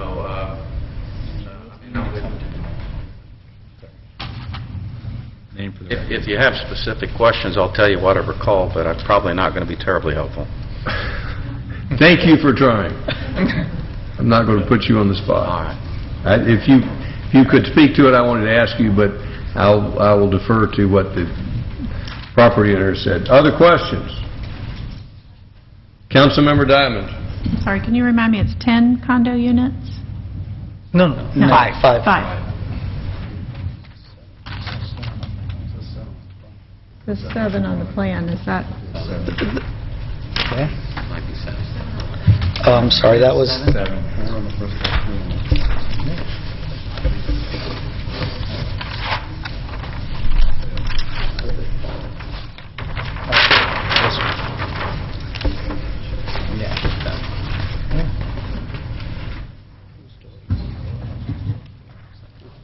I'm sorry. Yes. Is it... That was from the other plan before he acquired the So land next to what us. is the number? 7. 7? Yes. Thank you. Other questions? Any council have any other questions before we open it up for public comment? We have a debate over here, so let's give them a chance. Does the council have any questions before we open it up for public comment? Seeing no hands up, let's hear, does anyone in the public have any questions, comments regarding this proposal? Come forward, please, if you'll give us your name and address.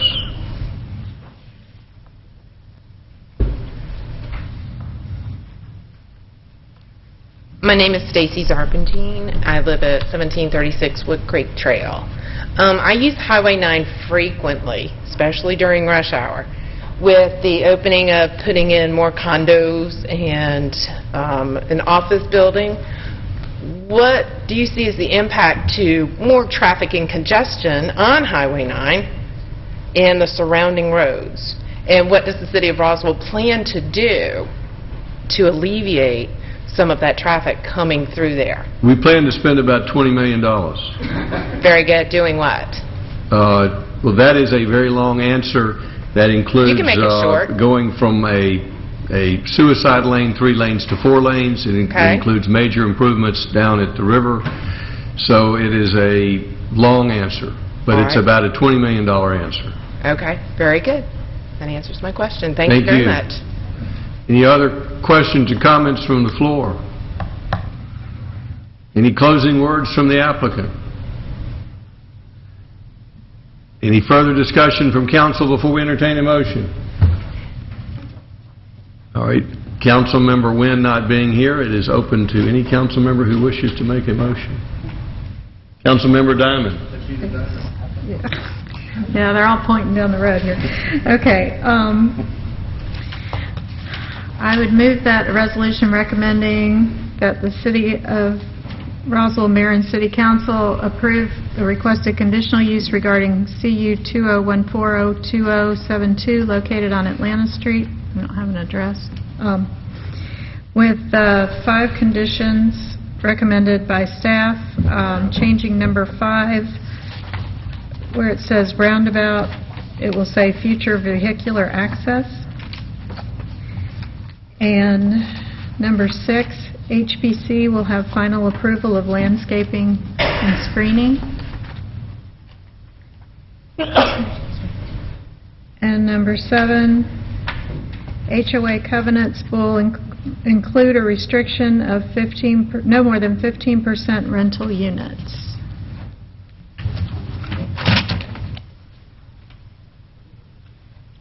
I guess we can only do that on the condos, because that's all that's on this property, right? So 5 talks about, it eliminated the roundabout, you just said, and it talks about vehicular access to Right. the road. I mean, if some crazy things happen and we decide we don't want a roundabout, I don't want that to... So it changes in both places, roundabouts twice, so if Right. you'll, I got it. Thank you. We have a motion, do we have a second? Councilmember DiPolito. Once again, I will second it, but I did want to clarify the 15% applies to the 2-story condominium building, I assume? I think that's all we can talk about, since the other one's a separate property. Well, there's townhouses Oh, right. here. Well, What's- I'd like to do it on all livable units. Mr. Davidson, is that how we do that? I just want to... You can have them put it in the covenants. I mean, that's fine.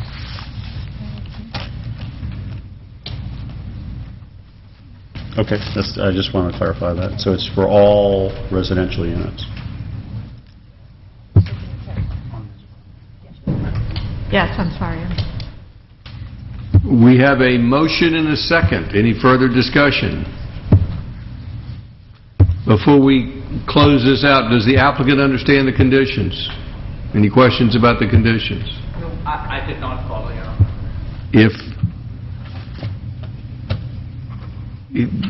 Councilmember Diamond, any specific, did you not follow any of them, or just 1 or 2 you didn't follow?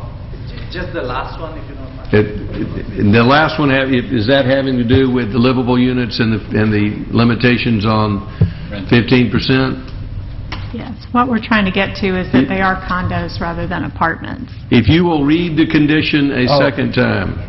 Okay, so HOA covenants will include a restriction of no more than 15% of units be rental, or rental units. We plan to sell it. Right, and so you should be fine. It's Oh, just okay. kind of a All right. Okay, insurance. we're on the same page. Okay. All right, thank you. Any other discussion by council before we take a vote? All in favor of the motion, raise their hands. That's Councilmember Eichelhart, Diamond, DiPolito. All opposed. Councilmember Orleans passes 3-1. welcome twice to Roswell. Thank you. And I'll look forward to resting at the patio on the way up the hill.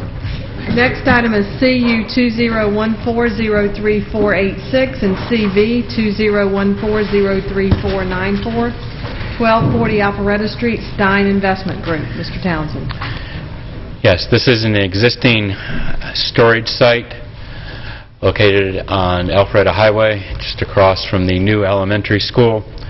There's an existing U-Haul establishment business at this location. This is an aerial photograph showing the existing buildings. There are 2 existing buildings to remain that are approximately 110,000 square feet. The yellow portion shows the new structures that would be constructed on the proposed site plan. They're refacing the existing front of one of the buildings and constructing 3 new buildings, all for self-storage, mini-storage. This application was reviewed by the Planning Commission. There was 4 variances at the time for the Planning Commission. They recommended approval of 3 of the variances and split 2 of the variances into 2 different locations. So 2 of the variances they did not recommend on. The 2 variances that they recommended denial dealt with the build-to zone requirement. If you go back to the site plan, you can see that one of the new buildings is pushed all the way to Alpharetta Highway. The one building that exists that they're refurbishing has some topographic constraints, and the applicant is requesting it just be refurbished and left back instead of brought forward to the build-to zone. One of the variances that Planning Commission didn't have a problem with was leaving the Strickland location building to remain as it does and not push that building to the street, because that would be back into the neighborhood, into the Strickland location. So they did recommend that variance requested. Staff would recommend approval of the variance and approval with conditions that are included in your resolution before you. There were 10 conditions recommended, and there were the 4 variances that were recommended. So it gets kind of confusing as to which variances are you going to recommend, which variances you're going to not recommend. The simplest is to understand the build-to zone as well as the transparency on Alpharetta Highway with what they are proposing needs to be varied if you're going to have the improvement for the conditional use for the self-storage. If you have any questions at this time. Council, have any questions? Councilmember Ippolito. Thank you. Mr. Townsend, would you walk us through the 3, well, I guess you explained the 1 variance that the Planning Commission recommended, the building along Strickland Road. Would you explain the rationale for what they recommended for items 1 and 3, variances 1 and 3? The Planning Commission recommended the reduction in the amenity space, because that's being reduced from 20% down to 20% to 13%. The build-to variance on Strickland is the one that they recommended, and the reduction of the 75% lot width requirement on the build-to zone on Alpharetta Highway.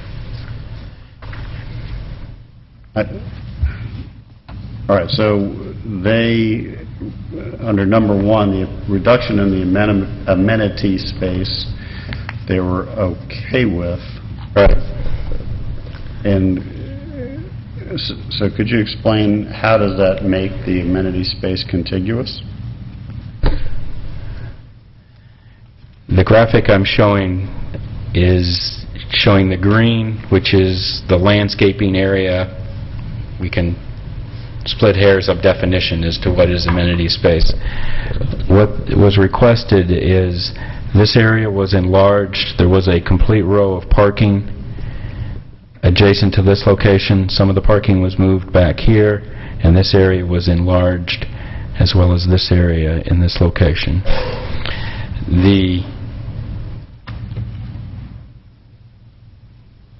I mentioned the shop front variance on Strickland. Well, Okay. I still don't understand why there's a reduction in the amenity space. We have a hardship for variances, right? Where's the hardship, and why are we going from 20 to 13? I think the applicant will have to answer that. So you don't know of a hardship? The hardship is related to, you want the piece of property to redevelop, and is this the redevelopment that you want? If it's not, then they don't have a hardship.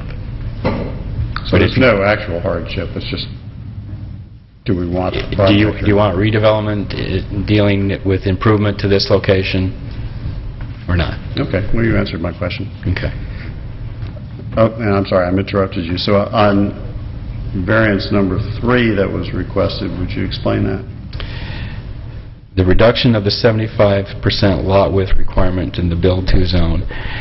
When we have a Build 2 zone in this location, the lot coverage should be at least 75%. If we leave the building back at this location, this is the only building that's actually making that lot coverage up there. So this part needs to be varied. And the Build 2 zone in shop front at this location is what distance? 5 to 10. So it's a maximum of 10? Maximum of 10, right. And they're showing how much? This location, I believe it's something like 70, 75. It's 70 feet from the property line to the face of the building? Yes. And our requirement is a 10 maximum? Yep. Okay, thank you. For future reference, this is a great picture, because I've been meaning to ask. I did this afternoon, about 5 minutes. Great. I should have included it. Should have I've been included meaning to it. ask if we could ever get what is each thing, like Right. particularly outdoor amenity space and things in colors, that would be helpful, or at least Yes. even determine what they are. So this Yeah. is great. So thank you for that. But I did want to clarify on outdoor amenity. Oh, let me one other thing. Yeah, I think since we talked about the Build 2 zone, this is that one area that has the topography right off that road, right? So it's kind of a Right. steep thing. So I can actually agree with that in one case here. But the issue with the green, are we saying then that this tiny little strip over behind that building and then one filled-in parking space is an amenity space? I just identified them as landscaping. I think we have some definitional issues as to what it gets included in outdoor amenity space and is not included in outdoor amenity space. And I think that's some of the conversations we've had at work session and will continue to have with even discussion tonight. In the clearest definition, that is not outdoor amenity space. That's back behind the building. That's just a landscape strip. That's my point. This is landscape strip back here. So are you going to clump them together? It's going to be our future discussion actually from tonight in dealing with how we handle it. Right, and I understand that, and I guess that's my point. Right. It's not amenity space, No. in my opinion, sir.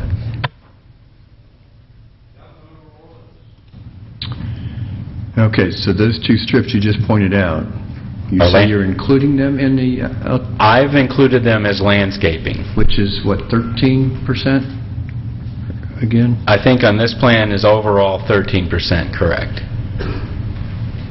And why are you including those two strips into that? I included anything that was green. Okay, couple questions. On the 75% variance that they're asking for, the one building, the new building that's going to be up to the street, one, it could be wider to increase that percentage a little bit more if we're trying to give on the other building because they feel that there is some hardships over there and understand the topo. So that could be wider to reduce that variance there. I guess another question is just a storage building, what's it going to look like? And I guess this is more for the applicant. What will it look like from the street? I mean, we're trying to make it street-friendly, pedestrian-friendly, so I guess it's going to be the end of a storage building, so is it just going to be a brick wall? Next one is in the front where they're foregoing the parking spaces and widening the green space. I guess to get the variance of not moving the building up to the street, I would like to see the green space go all the way across and the rest of those parking spaces in the front to make it, again, more pedestrian-friendly and inviting, you know, I don't know, maybe even some steps coming down into the front of the building and the landscaping. And if I guess if we're calling this amenity space over on Strickland Road, I guess I would like to ask the applicant if they can clean up their gate. They're not listening, but if they could clean up the cars and stuff and trucks that are sitting outside the gate on Strickland, I'm assuming it belongs to them. So that might be another issue at another time that we need to have them clean up. If that's going to be an amenity space, those trucks are sitting out there in front of the closed gate.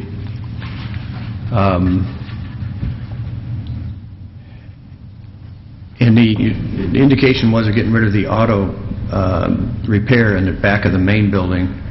Is the other building that used to house the motorcycle sales in the far back being torn down then as well? I'm assuming the way it looks on this. Yes, that's my understanding. I think that's all I have. Any other questions?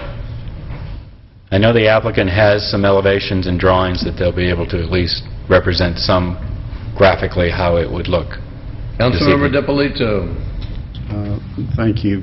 I guess as Councilman Orleans was talking, I was thinking about what he was saying about making some of these buildings wider, and it occurred to me, I realize we have some topo issues, but couldn't we push a portion of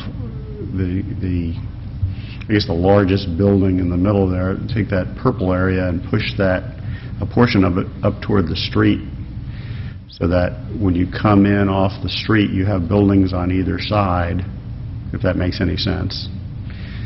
And then put parking behind the building. So you can have parking as you're coming in, you have parking behind it, you get at least half of that building up closer to the street, and then as you go up, or you head south on Alpharetta Highway, and the topography drops, that becomes the backside of the center, which I think, to me, would be much more palatable than pushing the whole thing back from the street. So it's kind of a comment and a question, have we looked at anything in that respect? Then my other question is, we've got a lot of gray here, and I'm not seeing much green in here or anything in terms of buffers, screening. It just looks like we're going to have a lot of trucks and not much improvement to the overall property other than dressing up some of the buildings. So I would ask the applicant to discuss that. Does the council have any other questions for staff at this time? This time we'll hear from the applicant if they've come forward.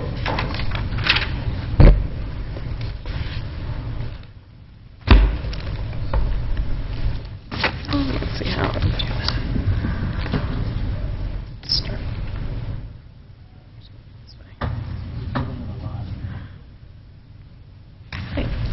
Good evening. My name is Jessica Hill. I'm at the law firm of Morris, Manning & Martin. I'm here representing the applicant, and I have standing with me Jason Stein, who is with the Stein Investment Group, the applicant. As indicated, we're asking for a conditional use permit and 4 concurrent variances. There is storage on the property. It's been there since the mid-'90s when it was approved in the existing 4-story building. The picture that I'm showing you here is what the property looks like currently from Alpharetta Street facing the property. You can see the existing building, which will be renovated, and then you can see where the U-Haul trucks are currently parked, where the new building will go. This is just an additional view on Alpharetta Highway, again, showing the U-Haul trucks and the existing building. And then just one more orientation. This is the view from Strickland Road. There are single-family residences immediately across the street. So this being the current entrance, and then this being the view looking up Strickland at the existing self-storage building. But the thought is keeping the buildings away from the single-family residential will be preferable, particularly when you look at the prior 94 conditions. There was definitely an interest in keeping those buildings back. Okay. So here's our site plan. It has gone through a variety of changes since we first filed the application. Currently, there are 26 parking spaces in front of the building. We're proposing to have 7.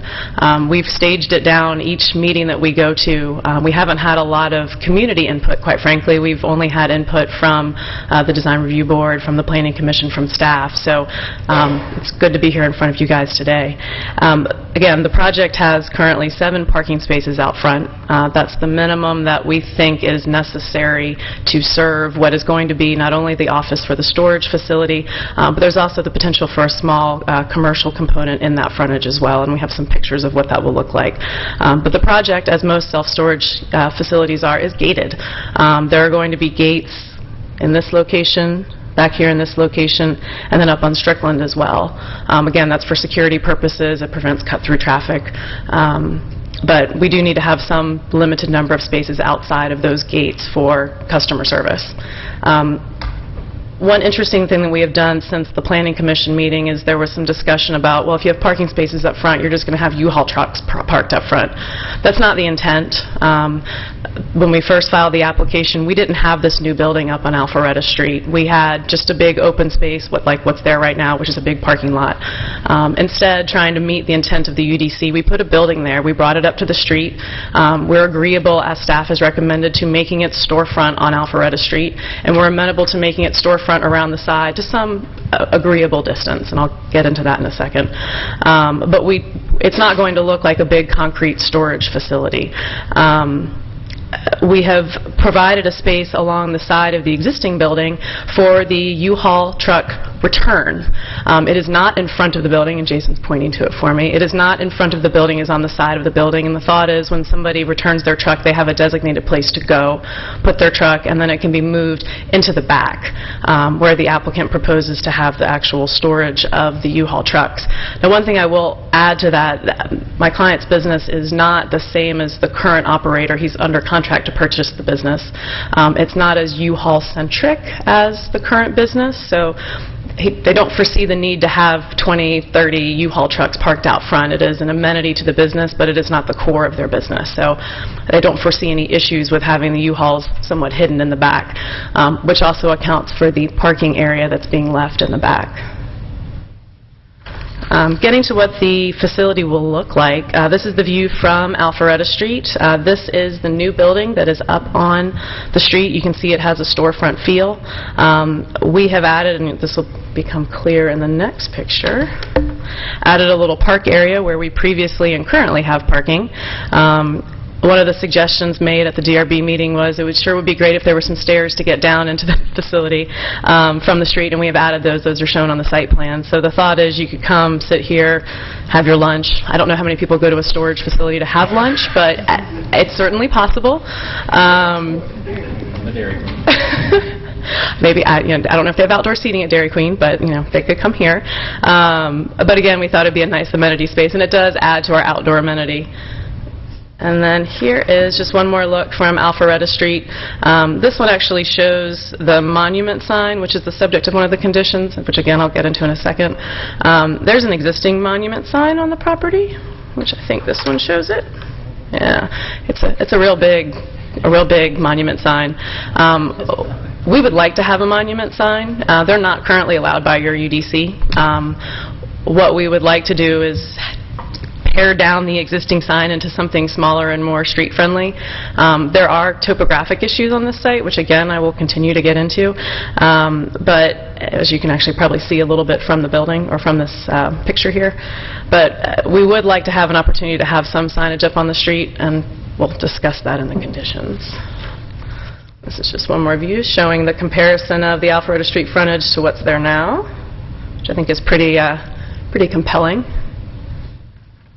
All right, now on to the variances. I know there were several questions about the variances we're asking for, so I'm going to start, actually, I'll start with this one.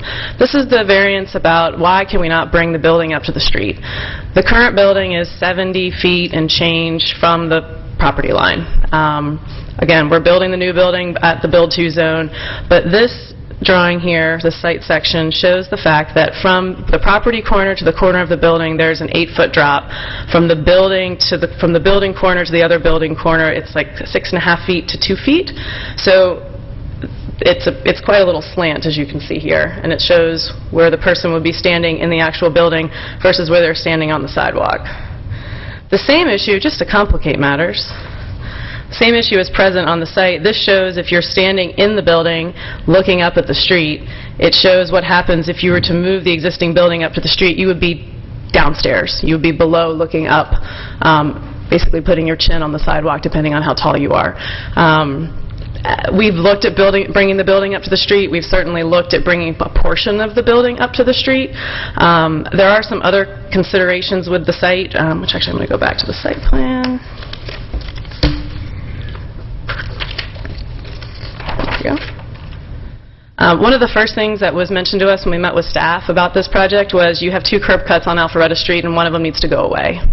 And we said, okay. That's okay. We took away the curb cut here, which provided our access around that building, but that makes the front vehicular access in front of the building on Alpharetta Street critically important because you can't get around the building otherwise. If we were to bring the building up to the street, we would then have dead space on this end of the property.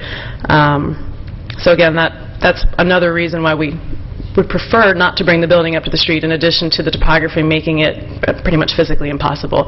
If we were building a brand new building, we would make it so that the building would go up to the street. We could figure out a way, but we're renovating an existing building. It has storage units in it that are going to be renovated for the project. So, again, if we were starting from scratch, but we were trying to do whatever we can to dress up the building and make it at least feel like we're bringing the street to the building in some aspect with bringing the amenity space in the front. Let's see. The outdoor amenity space, we'll talk about that. There is a stream buffer in the rear of the site. I'm going to show, we have our own little exhibit that shows some of the areas we've counted in our amenity space, which are not all necessarily the same as the ones that Mr. Townsend had. We have a stream buffer back here, which we can include. It's 3/4 of an acre. It would add 12% to our amenity space. We are, per staff's conditions, amenable to putting in the trail and restoring the creek as requested by staff. Removing the existing impervious in there, we're fine with doing all of that. But we don't get to count that area for anything except to have a nice trail in the back that, again, I'm not sure who in a storage facility is going to go walking back there, but be that as it may. So the hardship for us is that we have this large area that we can't count, and due to the nature of the use, the outdoor amenity area is really not going to be used all that much. Let's see. We have the Build 2 zone area, which again, I think those are really tied with the fact that if we move the building up to the street, if we can't move the building up to the street, then we can't meet the Build 2 75%. There's not a way to meet that percentage if we can't bring the building up to the street. Did I miss anything? Okay. Oh, I will say, actually, there is one thing I missed. We are removing what I understand is a much-hated propane tank that is along the frontage underneath the existing sign. And the trailer hitch that is currently out in the front as well of the U-Haul building. So I think overall we're trying to come into compliance with the UDC, but working with existing improvements, it's limited in what you can do.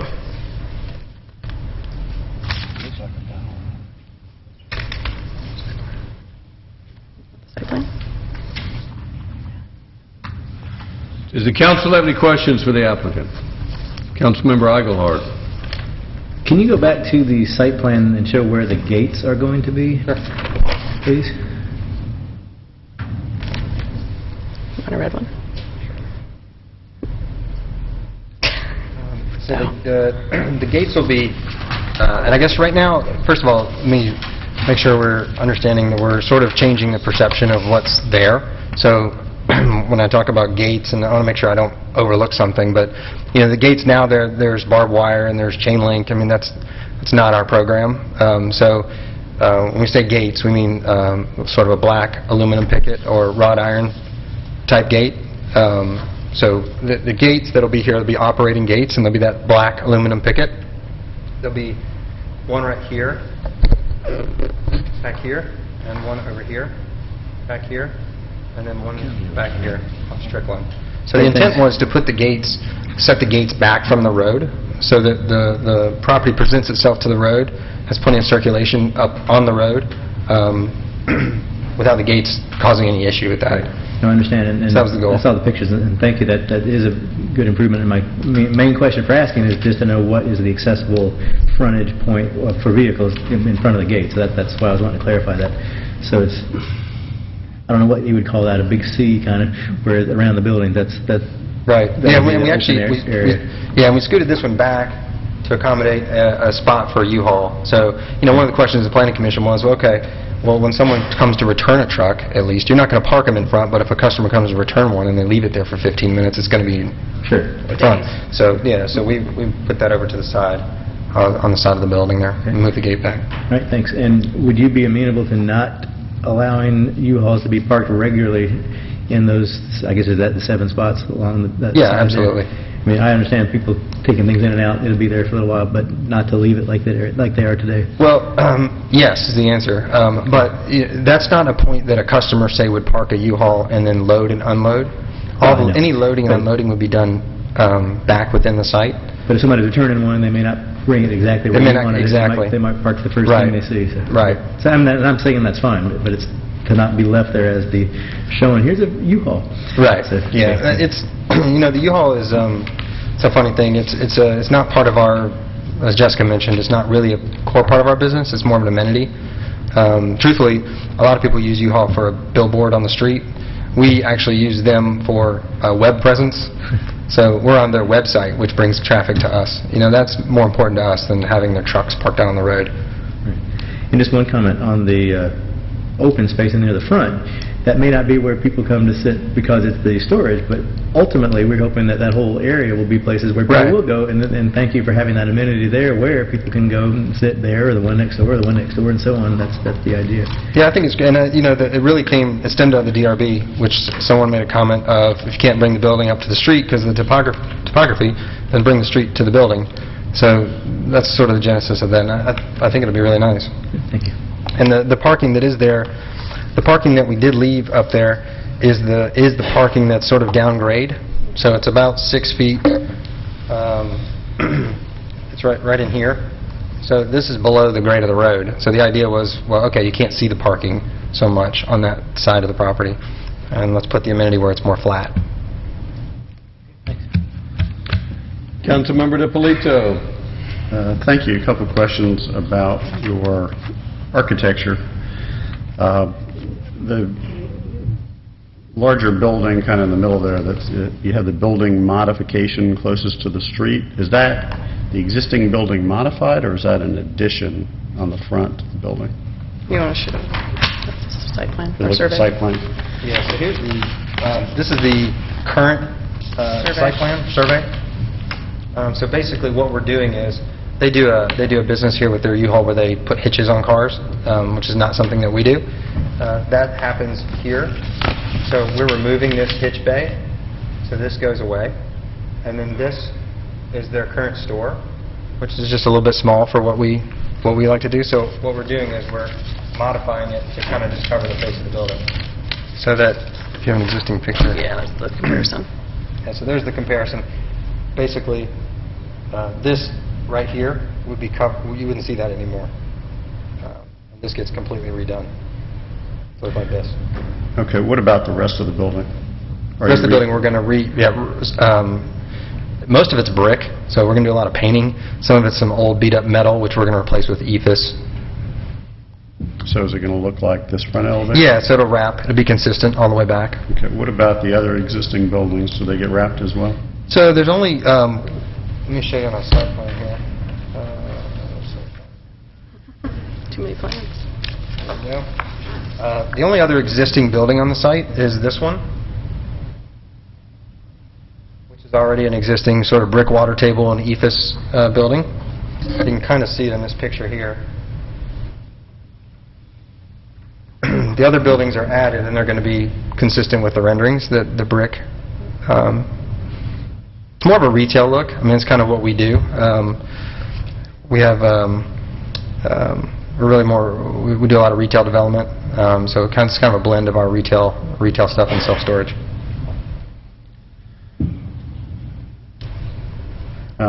So then, there's an existing building here that's being torn down.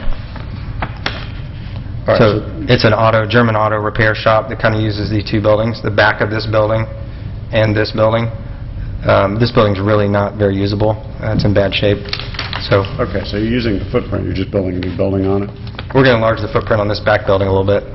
Okay.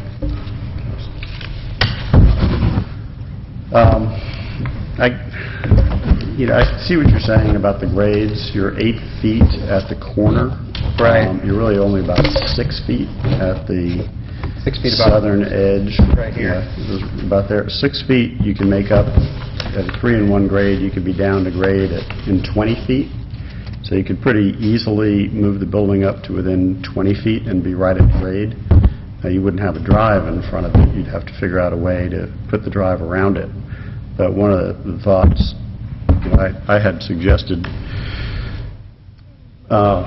moving a portion of the building up closest to the drive, right up along the street, but you could take that whole building modification and just do an additional small building 20 feet off the street and run the drive behind it. And that would help you get your circulation, and that would get a building up on the street. You would have, in the worst case scenario, you'd be 6 feet below grade, and you could actually slope down there. You wouldn't even need a retaining wall. So I think you could actually fairly easily get there and get the buildings up pretty close to the street. You couldn't, I understand, to get within 10 feet, you'd have to have a retaining wall, and you'd have probably 3 feet below the grade, so I'm not sure that makes a whole lot of sense. But I'd much rather see a variance to get within 20 feet and figure that out rather than to be back 70 feet, because I just don't think it's necessary. So the challenge, so we went through that exercise, and I agree with you, went through the sort of the same thought process. The building up on the street it's good visibility. I mean, there's nothing, inherently that we wouldn't want to do about that. The issues with circulation, there's a couple things. One is you have this big building here that can't move, right? And it is what it is in terms of its finished floor elevation. This drops about from a little over 6 feet to a little under 2 feet here. So we've got it 4.5 to 5 feet going this way. So what happens is this building, which isn't that wide, has to step maybe 2 or 3 times inside of it. So inside of our space, we have to step the building in order to follow the grade, either on the front or the back. Because my point is you don't have to follow the grade. You just slope down off the street. Well, we'd have to follow it in the back at least to have access to it, because we wouldn't have any access to the building. This would be so much higher than our grade. But your grade can slope down from the street. So you would be at 34, I think your grade is, all around the building. That's right. So to travel from here to here, because this is 34. Right. So I guess if you look at your drive lane, you have your building, and you have a drive lane, a 2-way drive lane, and you have a curb where your plaza area is. Mm-hmm. You could easily slope up. That's probably further than 20 feet, but you could easily slope up 6 feet in that distance, is my point. So you could maintain that grade of 34 and slope up to outside the highway. You just couldn't do it in the 10 feet. You could do it in 20 feet. Okay. But the difference is your drive lane. You essentially swap your drive lane and your what you're calling your building modification. Right. So you'd have a row of shops literally right up on the street. If I can address that, I'm David Blumenthal with Travis Pruitt & Associates. We're the civil engineer for the project. If we were to do that, we can't slope right down to the edge of the building. We still need to have the building set further back from the slope. Otherwise, we're pushing any stormwater runoff or drainage that falls into that area essentially trapping it against the side of the building. Okay, so Having put in a dry 1 foot- vial put in or a something. 12-inch retaining wall. Solves your problem. It's not a big wall, it's, little stack stone and you're done.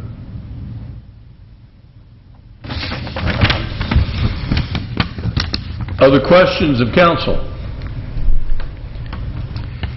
Actually, I thought the solution of the amenity space in front of the building was a good way to compromise here, recognizing the grade change. The parking lots on that front don't bother me much because actually, given the grade change, they almost disappear. You look over the top of those cars and see the building. So it's actually a good way to hide the cars. I'm most interested in what no one else seems to be interested in, and that is the creek, and what may not be classified as an amenity space by our zoning ordinances, but what I believe is the most environmentally sensitive part of the property, which is that property along the creek. So could you all tell me what you talked about plans are on that rear portion which is undeveloped, and you talked about restoration of the creek, and that's what concerns me the most. So you're smiling, so I'm glad that you're positive on this. Yes, well, we are amenable to following whatever staff's conditions are as far as the restoring and revegetation of the stream buffer. There's currently impervious surface within the buffer. There's parking within the buffer, so that will be removed. There's also a requirement, I believe, to have a trail. Yes, a 10-foot wide trail along the creek, which initially we were told we didn't have to do, but it's appeared in the conditions, which is fine. I don't know if you want to add anything specific about the actual revegetation. I mean, I would just say at this point also that, the 25-foot area, the state sanctioned buffer is naturally vegetated through there. It's the next 75 feet, the city portion. It's a grass lot. I think they were doing wood chipping back there, and the plan would be to, return that to a more naturally vegetated and sustainable state. Additionally, the impervious area encroaches into the 150-foot impervious setback, and we would be removing it from that setback area, and also, restoring that area to a more natural condition as well. Is the restoration of the stream and the green space, and although there's not a lot of green space elsewhere, this is a fairly substantial piece of green space, which I think will help the environment, and I'm not sure we'll ever get a trail back there, but if Rich and I are successful, we'd like to see a trail along all of our creeks. And so do we get an easement along with this 10-foot trail, potentially to connect it to other trails? Is that part of this? You can include that. We could. How would y'all feel about a trail easement back there? That would be fine. We're Well, in this, to sort of, if one day we could connect this 10-foot trail to something else. Yeah, absolutely. When we talked about it, actually, at one point, the idea was eventually it would connect the other trails on either side of our property. So I'd ask council to consider, if they pass this, to consider an easement. And again, I believe that that's a great potential for improving the environment back there, and one day perhaps getting a trail that goes somewhere else. And even if there is never a trail there, the neighborhood kids will enjoy that green space, as I did when I was a boy. Mine would. Other questions or comments from council? Councilmember Eichelhardt. One more on that whole parking area. Is that going to be for U-Haul vehicles? Sorry, I should say behind the gate, in the big open space, actually to your left, in front of the new one-story building, that whole area there. Is that this here? Yes. This would be we'll have some U-Haul parked back here, and also any kind of vehicle storage for a customer. Because I guess I haven't compared the parking requirements, but it just seems like that's an awful lot of space that you really probably don't need. And where I'm going with that is, does that not allow some of the open amenity options to take in some of that space? Just to add some green space back here? Basically, yes. Okay. It is a lot of I should space. have been more specific when you said that, shouldn't I? I mean, it is a lot of space. You know, this was an old Chevrolet car dealership at one point, which is the genesis of all that Right. parking field, right? Because I really appreciate all the work that you're doing to try and make it better, and you definitely are. But Yeah, that's one of the sticking points, and it seemed like that's an open area to be able to do something with. Yeah, I mean, I think we would be open to adding some additional green space there. Maybe we could, I don't know, David, maybe we can kind of connect these areas through here. I'm not sure. And as you may well know, we're having the debate as to what does count as outdoor Right. amenity and whether it actually is an amenity or whether it's just covering, if we don't have as much building space on every property. So, but as it stands, it is not intended to be, as you know, that's why there's a variance in there, but just, every little piece of green everywhere. Right. So that it would be something more substantial than just a strip, but I think there is some room there to maybe do something. And it's worth noting that if we did count this, or could count this, would be 25% amenity area. Brad, have you got an aerial of this property? I'm just curious what's on the property immediately north of the area which Councilmember Eichelhart was talking about. This property to the north? I think it's Lee Daly Longino. Is it Five Brothers Auto? Yeah. Five Brothers Auto? So Dairy Queen, there's a vacant building, then it's the... I see. Auto guy, was it? Five Brothers. Honest Auto, and then Five Brothers.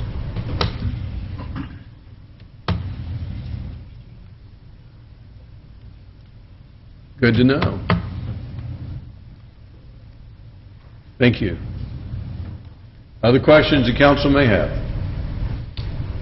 Let's see if there's anyone in the audience who has any questions or comments. Does anyone in the public have any questions or comments regarding this project? Any closing words? I think Councilmember Eichelhart's in a let's-make-a-deal mode.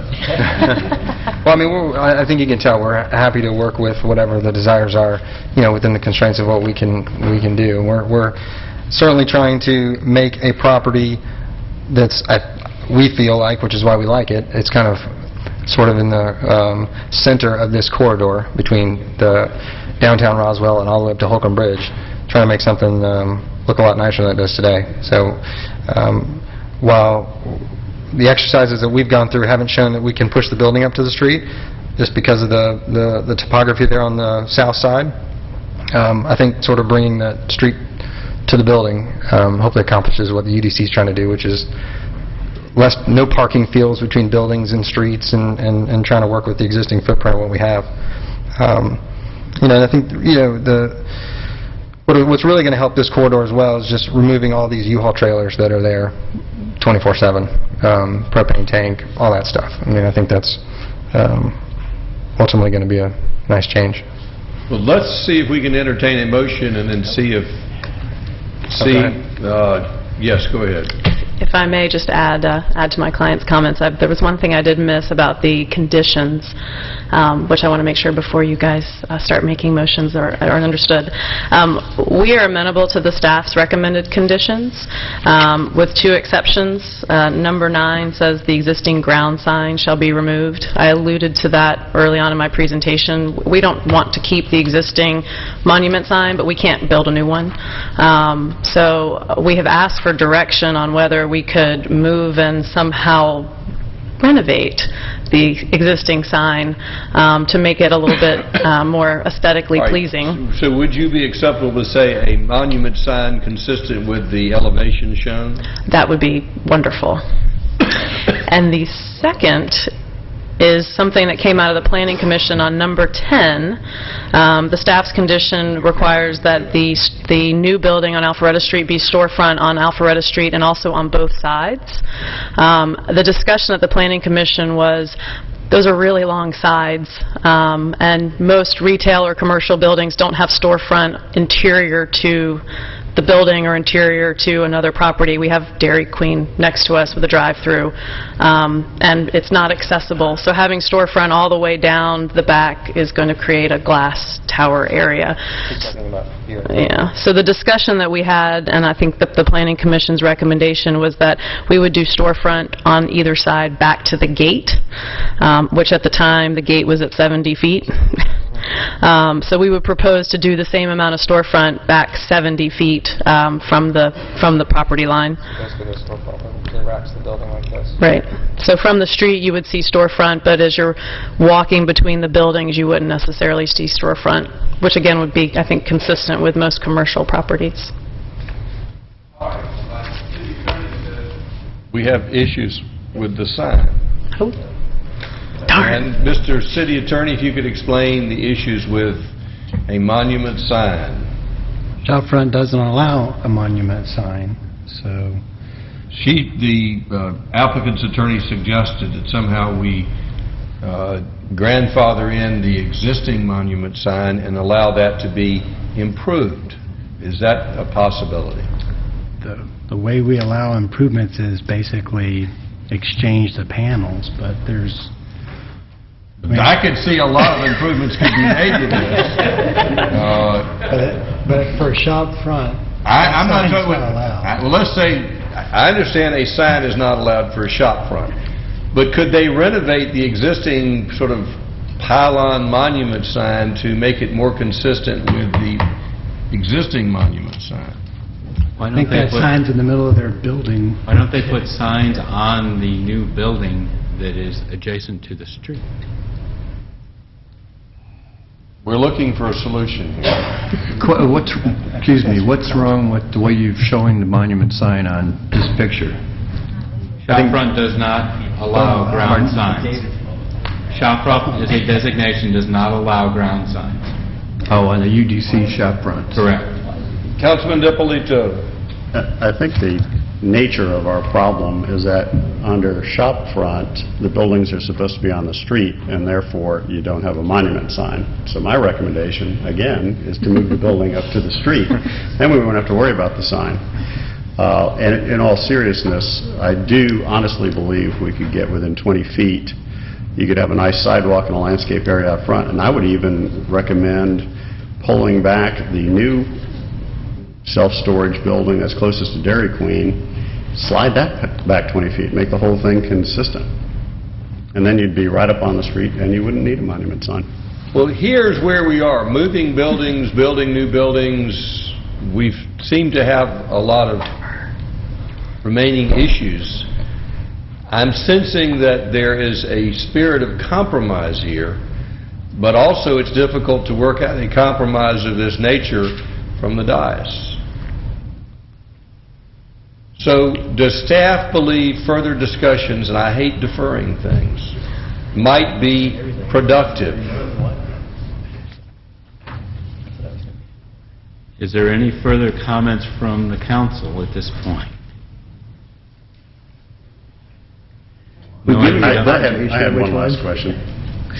I guess it may actually be more of a comment. I had discussed earlier about the lack of buffers, which right now are really not a big deal with the surrounding uses, because the surrounding uses are very industrial feeling, but I think having landscaping around the perimeter would be important, and I also think having landscaping to screen off some of the truck parking in the back would also be important. I think Councilmember Eichelhardt was talking about making some amenity space, but I'm actually, I agree with him, and I'm actually more concerned about screening some of those trucks, because one of the issues we have right now is there's just this mass of trucks, and it's nothing against U-Haul, there's just a lot of trucks and trailers right up on the street. So to the extent we can have nice buildings with good landscaping, and you know the trucks are there, but they're not necessarily in your face, I think that'd be a huge improvement.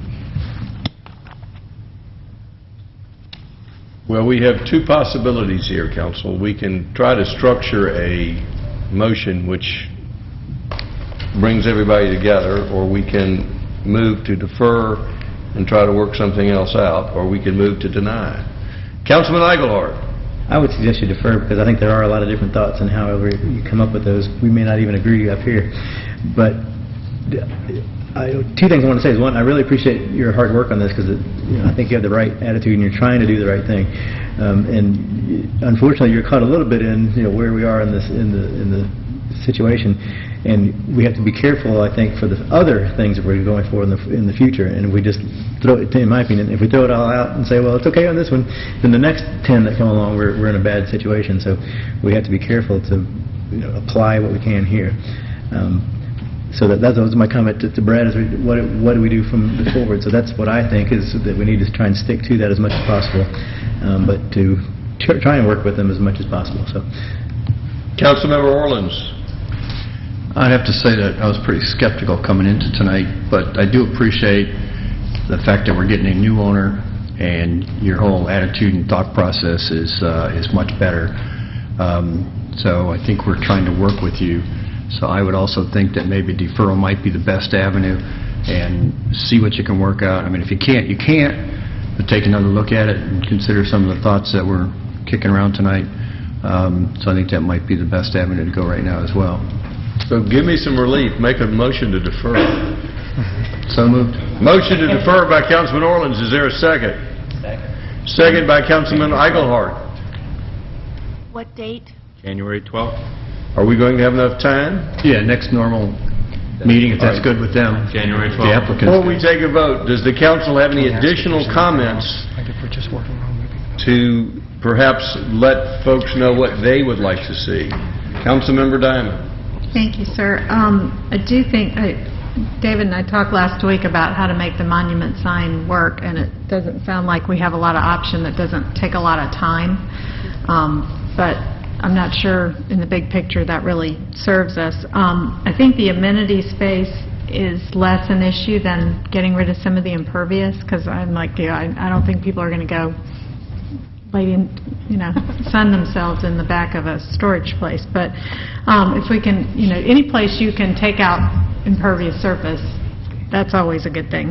I appreciate losing the curb cut. I appreciate all the improvements you guys are making, and if the option is there and that works, great. If it's not, I am willing to look at it when it comes back either way. Any additional comments before we take a vote? All in favor of the motion, raise their hands. That's unanimous. That's deferred until the 10th. We're going to take a 10-minute break. 12th. 10-minute break. Thank you.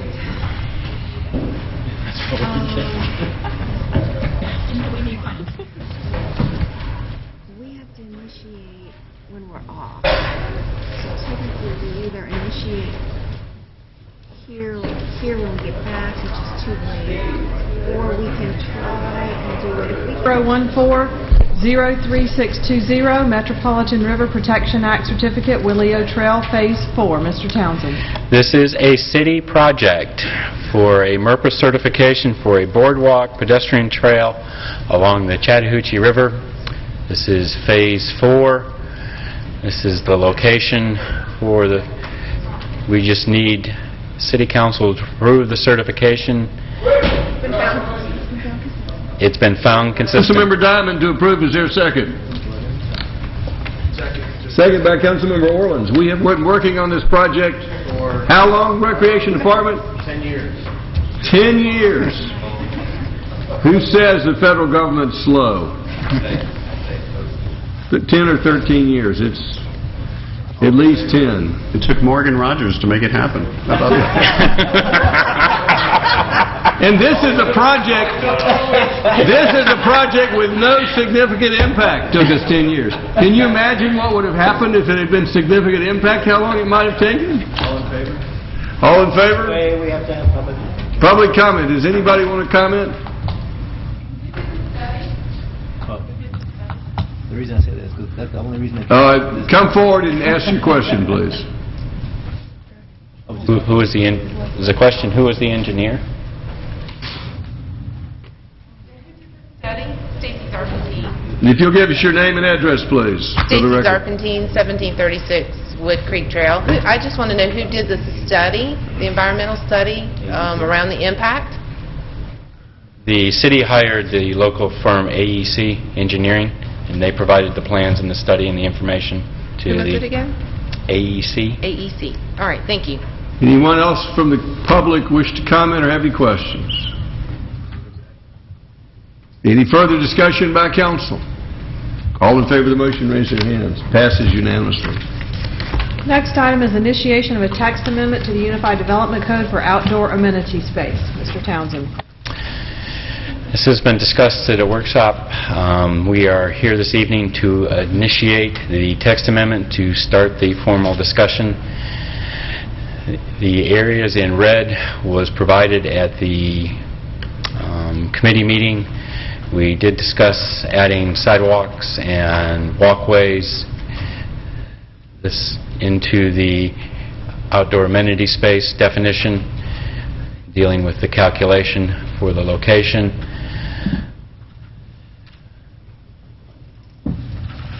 This was staff's recommendations at the time, dealing with the individual building types and dealing with the common open space, the landscape open space, and the outdoor amenity space, and adjusting the definitions, percentage requirements, dealing with the 20% requirement, and moving it into 10% and 15% in the appropriate categories.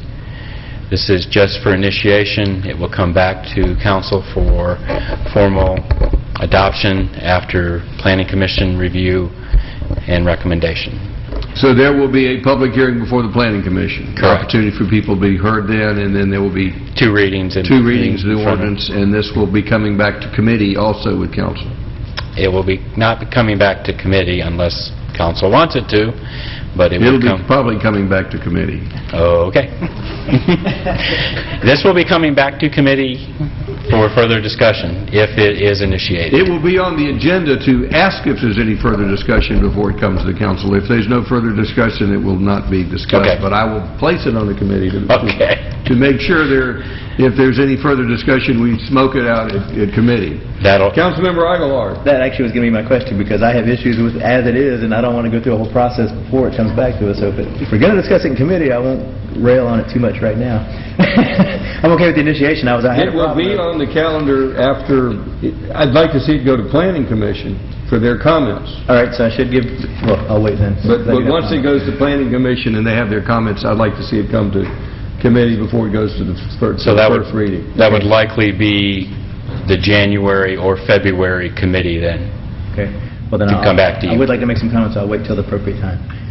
Okay. Other questions or comments before we entertain a motion? Councilman Orleans. Ed, can you kind of refresh my memory why on your chart here,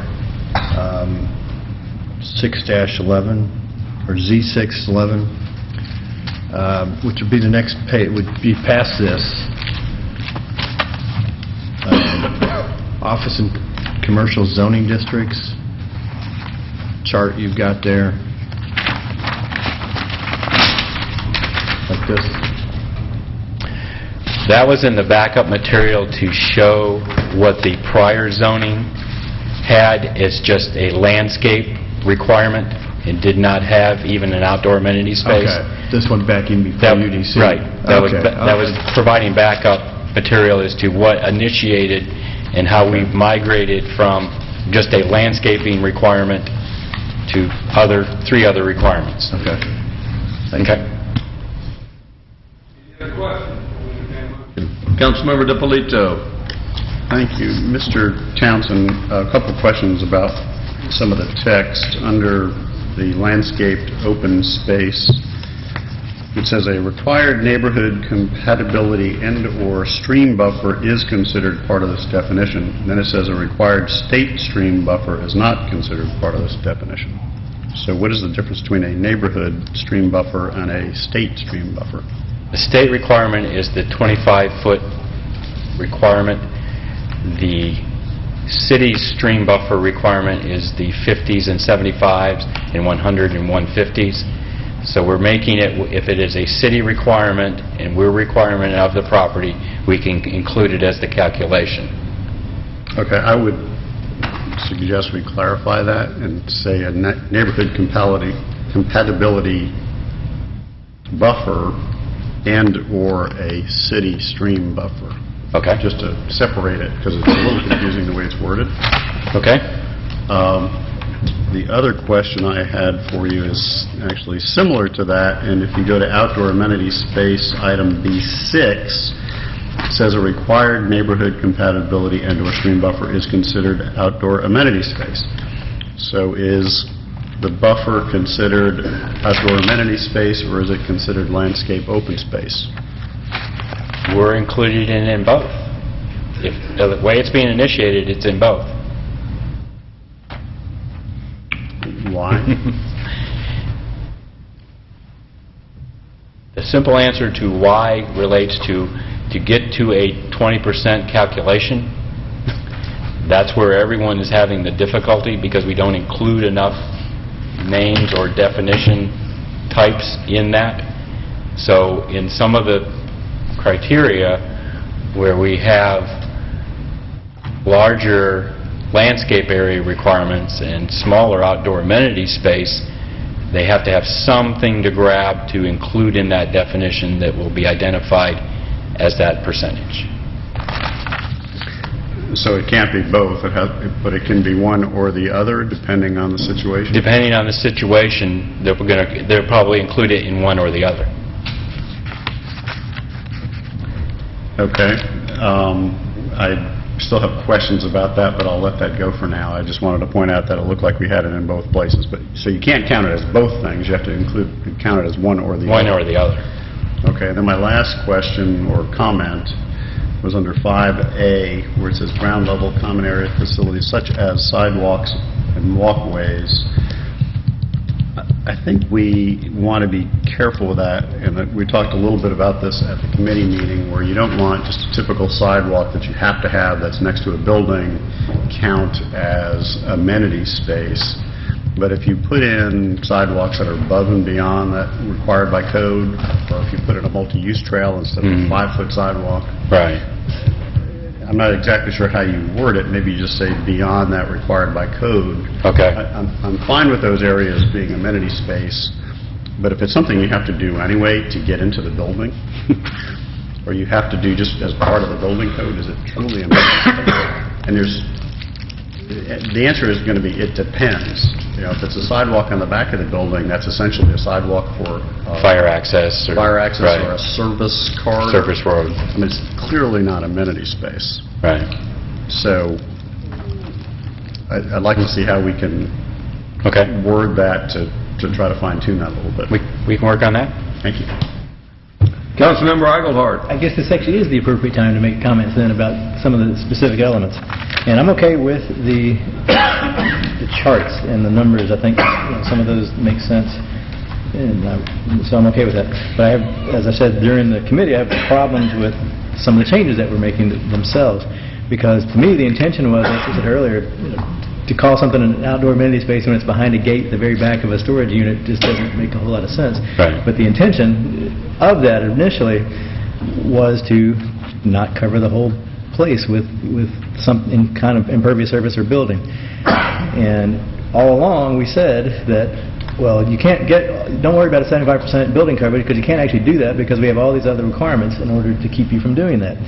But then the first thing we do is start chipping away at that, and we're using examples that are, I think, dubious examples of how this doesn't apply. It's a problem in a couple of minor projects, and to change everything based on that, I think, is a wrong approach. We haven't even hardly started, and we're already making that major change to me. So instead of saying all these things now you have to A, B, C, and D, well, let's take out C, and we'll reduce B, and don't worry about A, maybe A. And I just think that's the wrong approach this early on. There are some instances where, yes, we have to figure out something on some specific properties, but I think it's a bad precedent at this stage, and also just bad operation to change this so much when we haven't even gotten started. So to add or allow the neighborhood compatibility buffer to be part of that totally goes against what I think the initial intention was. Required state stream buffer, I think maybe, because that's something that well, we're saying that it's not, so I'm okay with that. Then when you start moving into the outdoor, or the unenclosed, it no longer has to be unenclosed. So I think that opens up a lot of bad opportunities. And then we add other than rooftop area, and we saw from the one that was a couple weeks ago, the Canton Street, or Woodstock, whatever that is, it's a rooftop area, but it's just on top of a building. It's not really an outdoor amenity space for anybody else. Nobody else is going up there. So it doesn't do the intention, meet the intention that we initially had. So I think we are totally changing what the desire is, or what the desire was, at least for me, maybe not for others. And it's a bait and switch for what we had said we were going to do, and now what we're now moving forward, now that things are starting to hit the ground. So I oppose that part. I'm okay with the charts and the numbers, but I strongly oppose the word changes. Councilmember Diamond. I understand where Councilmember Engelhardt is coming from. I think where the difference lies is in those charts and the flexibility, depending on where it is. Because I do think there's a lot of places that we knew at the time that we were going to have to address that are teeny tiny properties that are right now totally impervious, and we've got to find a way to make them better or allow them to be better without regulating them out of existence. So I understand. I think the charts maybe give us the guidelines to get to the wording so that we can have that flexibility, but that's where, I guess the eternal question is, how do we get the flexibility without selling out what we're looking for? And when legal figures out how to way to just say, we want the good stuff, I'm all there. But in the meantime, we've just got to keep chipping away at a definition, and I think we're heading in the right direction, and I appreciate it. Thank you. Just a suggestion, I would think that council be given the flexibility when there is a hardship shown to grant a variance from the amenity space requirements, and that may be one way to get you there when there is a unique situation. Of something for our legal department to think about.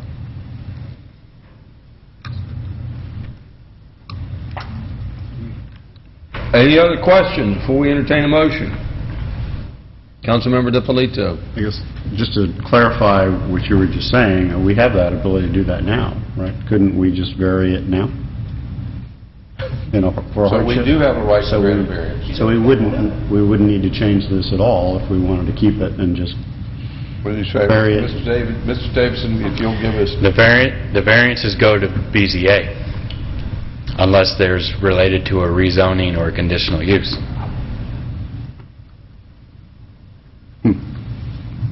So this would never come, if somebody wanted to vary the amenity space, it wouldn't have to come to council? The current process has them going to BZA for relief from the outdoor amenity space if they do not require a rezoning or a conditional use that is processed concurrently to council. So no, they would not come to you. That's why the daycare center and Ruse went to BZA. I think we need to create a text amendment to solve that. Do we have a motion to initiate the text amendment? Motion by Councilmember Orleans. Is there a second? Second by Councilmember Diamond. Anyone in the audience have any questions or comments? All in favor of the motion, raise their hands. Orleans is in favor. Diamond, DiPolito are in favor. All opposed. Eichelhardt's opposed. Passes 3-1. Next item is approval of a text amendment to Chapters 5 and 9 of the Unified Development Code regarding boutique hotels. This is the first reading. This actually was initiated by Roswell, Inc. in discussing the number of rooms allowed within a boutique hotel. It was discussed at committee. The wording that's brought before you allows for a second category of boutique hotel, which requires a conditional approval in the DX and the DS category, and the hotel would have 31 to 25 rooms, 125 rooms. Does the council have any questions? Councilmember Orleans. I thought, Brad, back when we discussed it in committee, and it's been a while now, that we had talked about taking that 125 down to 100. That has been brought up numerous times, but there's been no clear direction to actually what number is going to land. So this is your first reading, and it is your choice as to where that number lands. Councilmember Diamond. will just throw in that having spent some time researching this, I do think 125 is the right number. I think in the districts where it is, the HPC has control over what that looks like, how that feels, and to make sure it doesn't have the monster hotel feel as opposed to the look that I think we're looking for. Any other questions? Councilmember DiPolito. Thank you. I guess also to point out it's conditional, so it needs our approval anyway. From a question standpoint, under the use table, we have hotel motel, which in parentheses says more than 30 rooms. I'm not sure how you distinguish between a hotel motel and a boutique hotel. Do we have those defined, or do we need to change how that reads in the table? The definitions are in Chapter 9, 956. We added, I think, the same definition in the boutique hotel that said it had to be entry individual rooms via a central lobby. And since it's only being conditional in the 2 downtown districts, the boutique hotel as a category won't be in any of the other shop or community or commercial heavy or commercial mixed use. Okay, so that would. All right. I guess my question is, I hear what you're saying. My question is, if we have a boutique hotel that's more than 30 rooms, and we have a hotel motel more than 30 rooms, one's permitted, one's not, how do you distinguish the difference between the two uses? And I guess do we define those? Because if I come to you with a hotel, how do you determine whether it's a boutique hotel or it's a hotel motel? The hotel motel is not permitted in the DX or the DR or the right. And my question DS. is, so I guess it really comes down to the definition. Do we have a specific definition for hotel motel? Yes. That is different from a boutique hotel?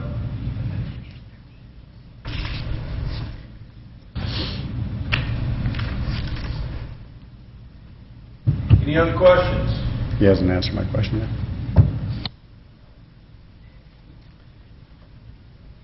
Yes, the definition of the hotel is defined as a facility of 30 rooms where overnight accommodations of 15 days or less are provided for compensation.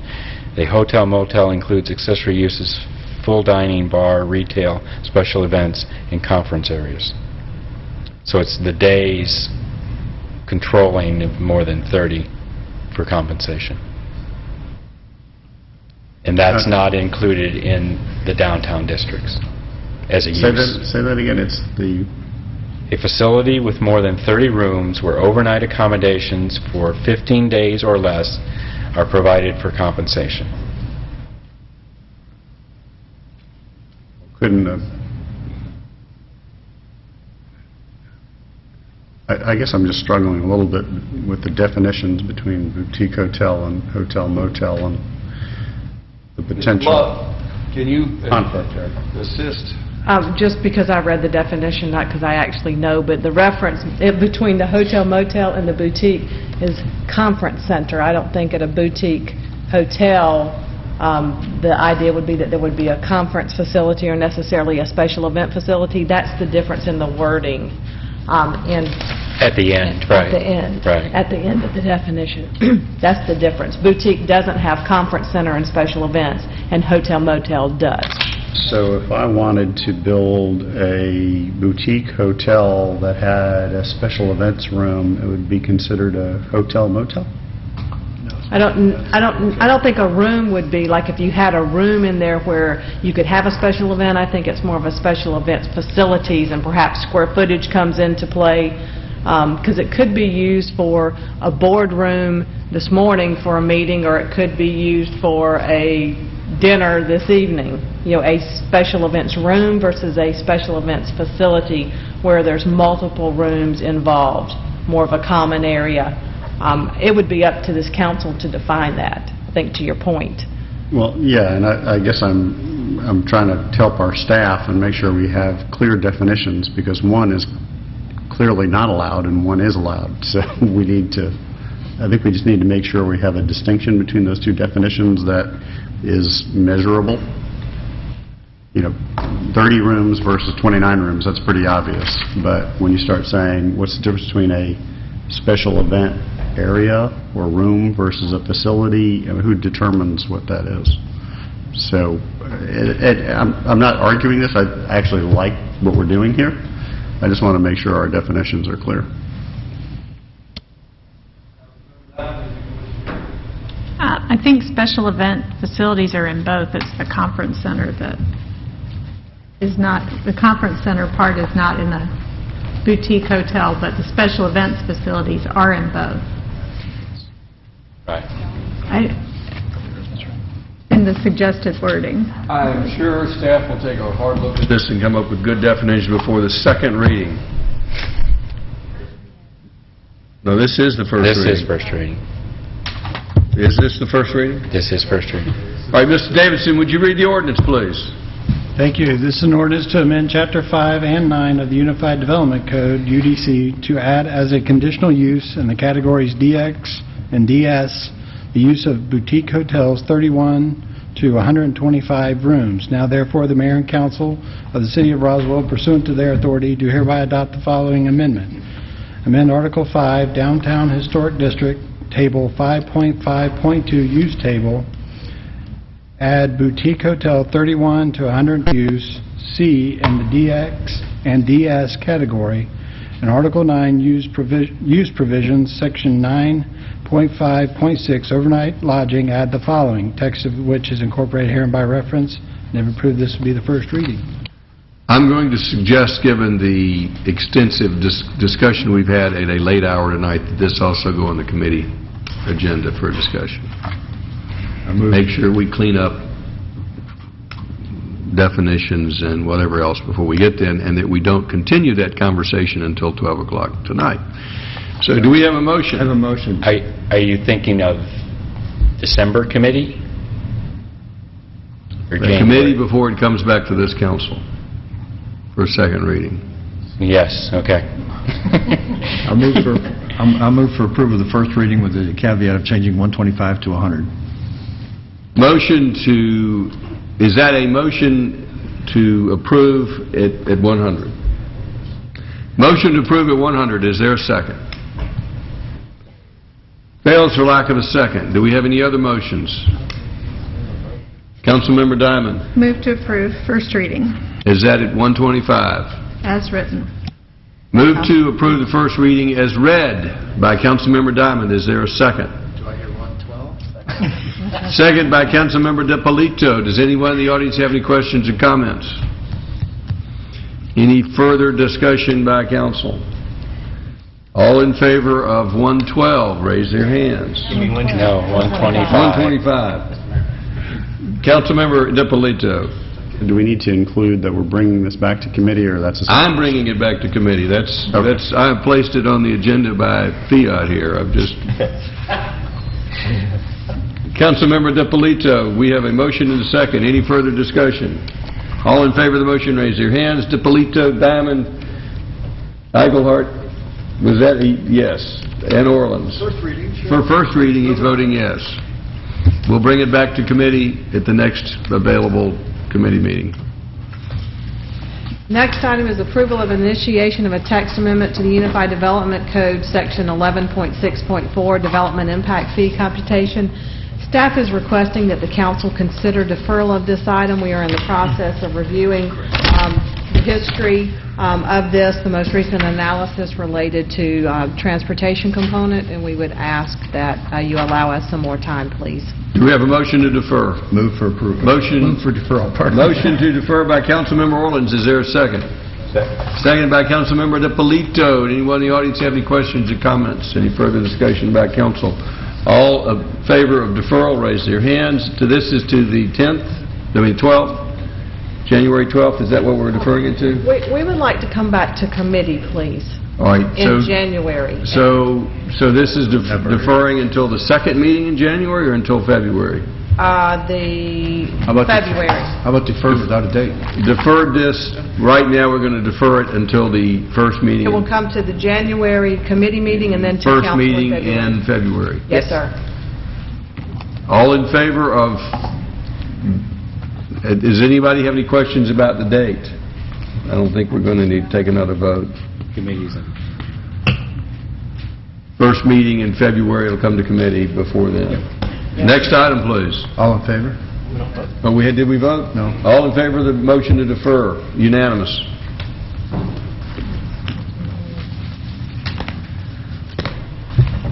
Councilmember Orleans, liaison to Public Safety Department, and our Public Safety Department, our loyal and steadfast and ever-present public safety is here. I would just like to say that while I was impartial, I do want to congratulate the police department winning by default for the eating of the, what do they call it?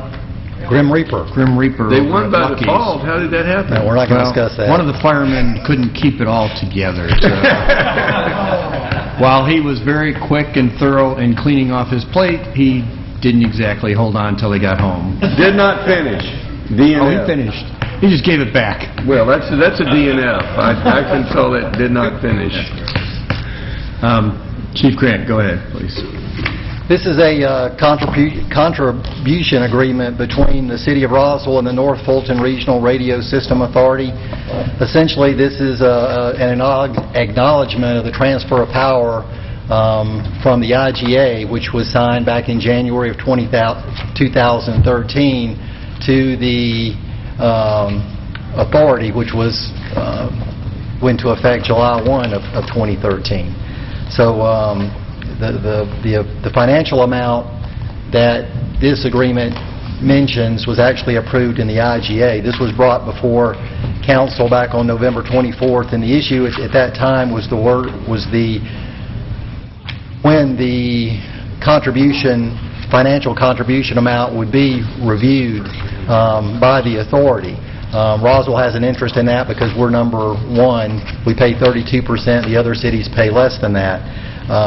The Board of Managers conferred, and essentially it was agreed that this amount, or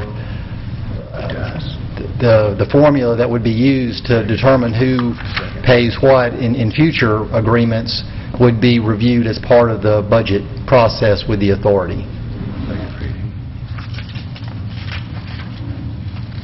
Does the council have any questions? Do we have a motion? Move for approval. Motion to approve by Councilman Orleans. Is there a second? Second by Councilmember DiPolito. Does anyone in the audience have any questions or comments? Any further discussion by council? All in favor of the motion, raise their hands. Yes, sir. Councilmember DiPolito. I just wanted to say that I had requested this deferral because I had questions on the document, and I've subsequently had discussions with K-Love, who answered all of my questions, so I'm comfortable with it at this point. Thank you. All right. Let's see the hands for all in favor. All in favor. Next item. Thank you. K-Love, that's the Recreation Department. We've already covered that, so we're to the Transportation Department Liaison, Councilmember Nancy Diamond.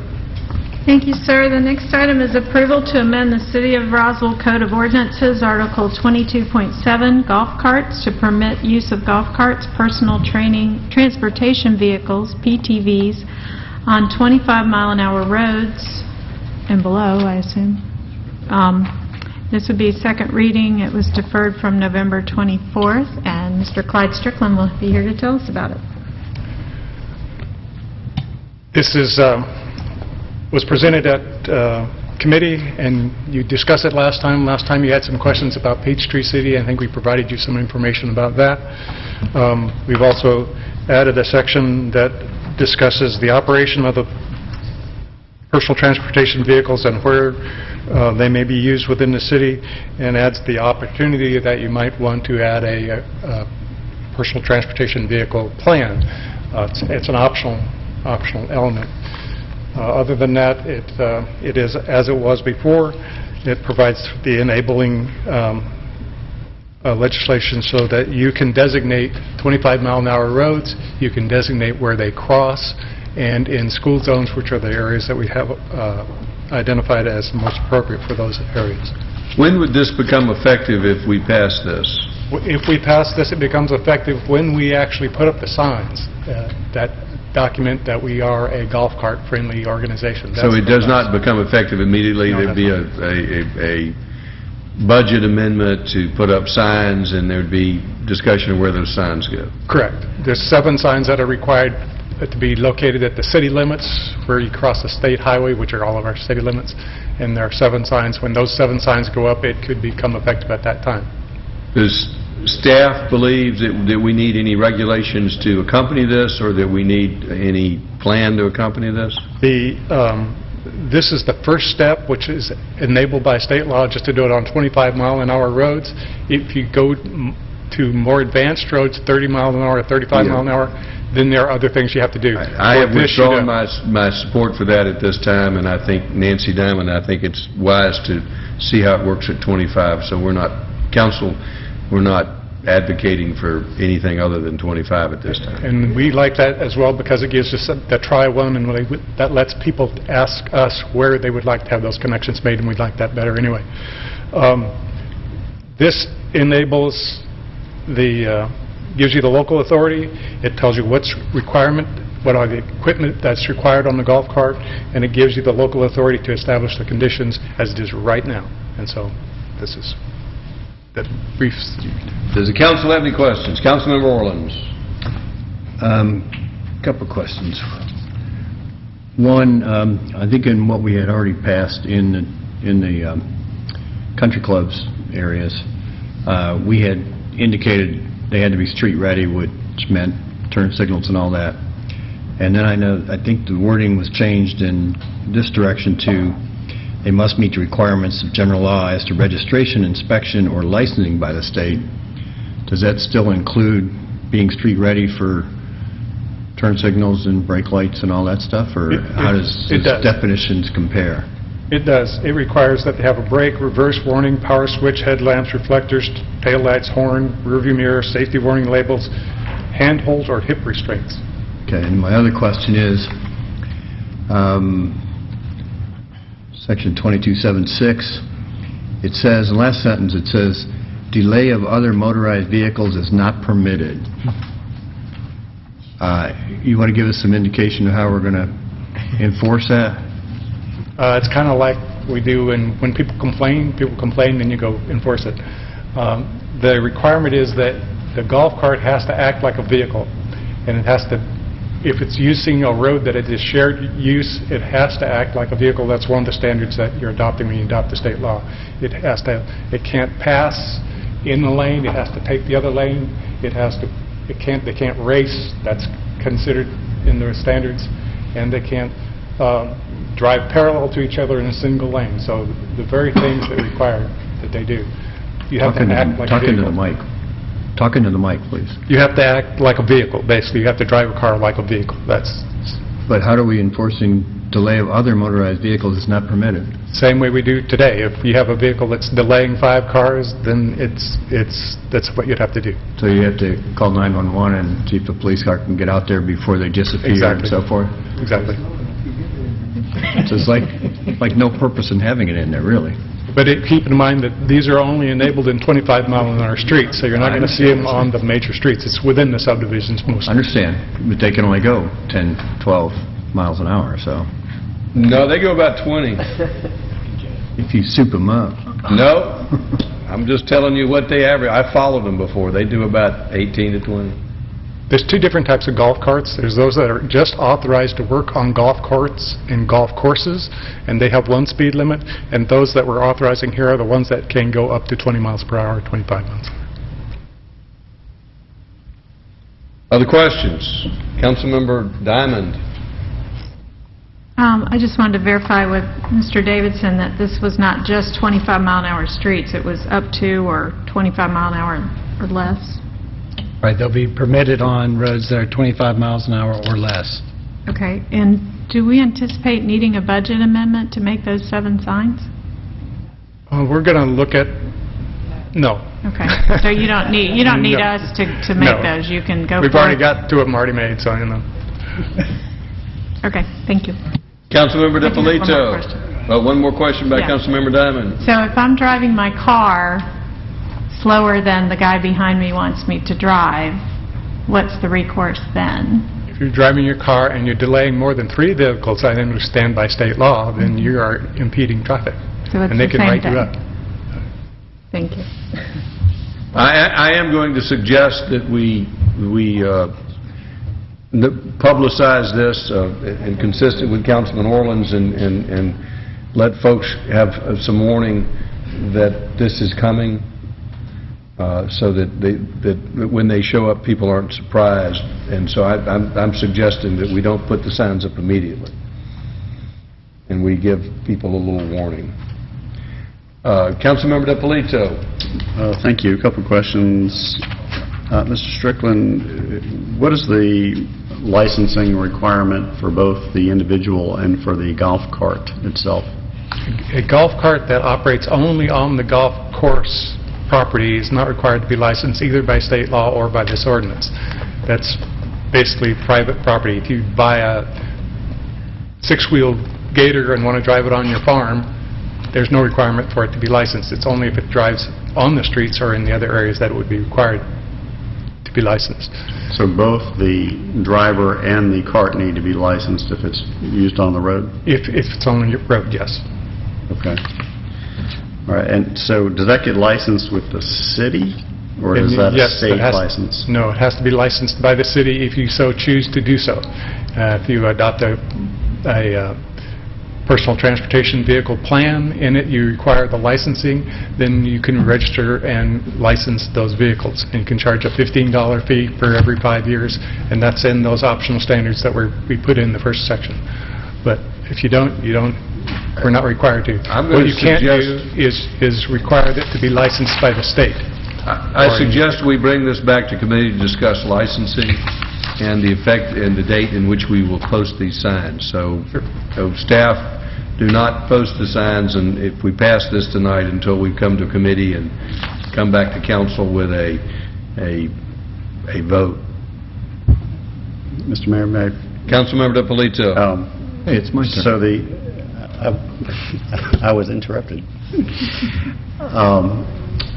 Back to licensing for the individual, so you would have to have a state-approved driver's license to drive one of these on the road? Correct. Okay.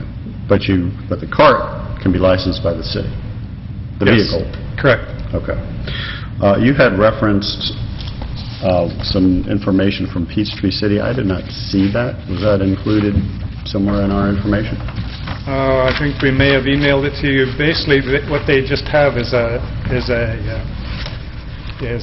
brochure which lays out, which we would probably do. I think it's a good idea. Basically, it's just when you get your license, they hand you this, and these are the standards. What it does is reflect that Peachtree City has been at this for 55 years. We would just be starting, and our whole approach is different from Peachtree City's. They're covering the kitchen sink of different things that a person might want to drive on their cart paths, and their cart paths are very different from ours. So they have standards on everything from personal vehicles, electrical, a lady in a wheelchair, everything. They enable all sorts of things, and they have different standards for all of them. But they request that people have golf cart insurance. They list all the different ways that they can do it: pets, paths, courtesy, violations, no racing, no loitering. Pedestrians should be given the right-of-way, audible warnings. It's just basically a guide to how you operate a golf cart in a friendly sort of manner. And that's basically what all the state really wants the plan and the guide to be, is a guide. Okay, so those are not necessarily laws, they're more rules of the road, friendly courtesy kind of things? Okay. So are we gonna adopt a lot of these same thoughts with our program? I would suggest that this council consider that. Okay. And the program that we're proposing enables you to do that, and that's all. You have to choose to do it. Okay. I guess lastly then, how does how does the Peachtree City ordinance differ from the ordinance that we're proposing? Or is it- Peachtree City's ordinance is basically grandfathered even under state law because they adopted it before January 2012. Since they've been at it since 1959, they allow people that are not licensed, 14-year-olds, to drive golf carts because they always have. For example, they still require a license for adults, and a learner's permit's still applicable, but they enable 14-year-olds initially to drive. But other than that, it's pretty much the same. Okay, so... Because this is actually modeled after Peachtree City's ordinance, except for that exemption. So would it be fair to say that our ordinance is more stringent than the Peachtree City ordinance? Yes, because the state law doesn't allow us to do it because we didn't adopt it before. Okay. All right, thank you. Councilman Orleans. I guess I thought the licensing here meant that they had to have a regular state vehicle tag. No. So they don't have to have anything from state. No, in and fact, we're the gonna law prohibits us from doing that. The law prohibits us from requiring the state to license golf carts. So we're going to develop our own license plate, so to speak, and fees and everything. Kind of like a sign permit. You just got a little stick-on thing you stick on the golf cart. Well, I think it needs to be a little more visible and permanent than what that sounds like, I guess. Peachtree City's golf cart sign is actually a little sticker that you stick on their golf carts about that big. But we're being more restrictive than Peachtree City anyway, so. Right. We have a Roswell R. And ours are going to be out in the streets, not necessarily cart paths like they do, so I'm just thinking ahead that we need to have a license that's big enough to see and will stick on for more than a day or two. Let me ask staff a question. I'm going to suggest to this council that we pass this with a delayed effective date, and that we give ourselves time to look at licensing and a plan. What does staff believe would be a reasonable time for us to come together with that? Yes. I don't know that from the planning standpoint, staff has contemplated whether the council would require a licensing fee or sticker. There's a variety of ways that you can accomplish that. So we could get it done very quickly. I would think we would need at least 60 days to educate people, to help them understand what their requirements are. I don't know how many might be coming in. We currently don't register or don't license those who operate in these golf course communities. That's not something we do currently, and they're out on that street. So a decision needs to be made. We can certainly bring it back to committee, but I would say at least we would need 60 days to get things together, because you'll have to determine if you're going to require it or not. You don't have to require a licensing fee. Being a three-wheeler, I can tell you that this is not three-wheeler season or golf cart season. So perhaps if we could try to get this the delayed effective date until March 1st, we would have time to put it all together. Because January and February are not big golf cart months.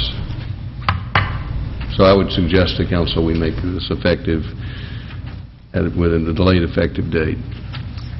Any other comments or questions?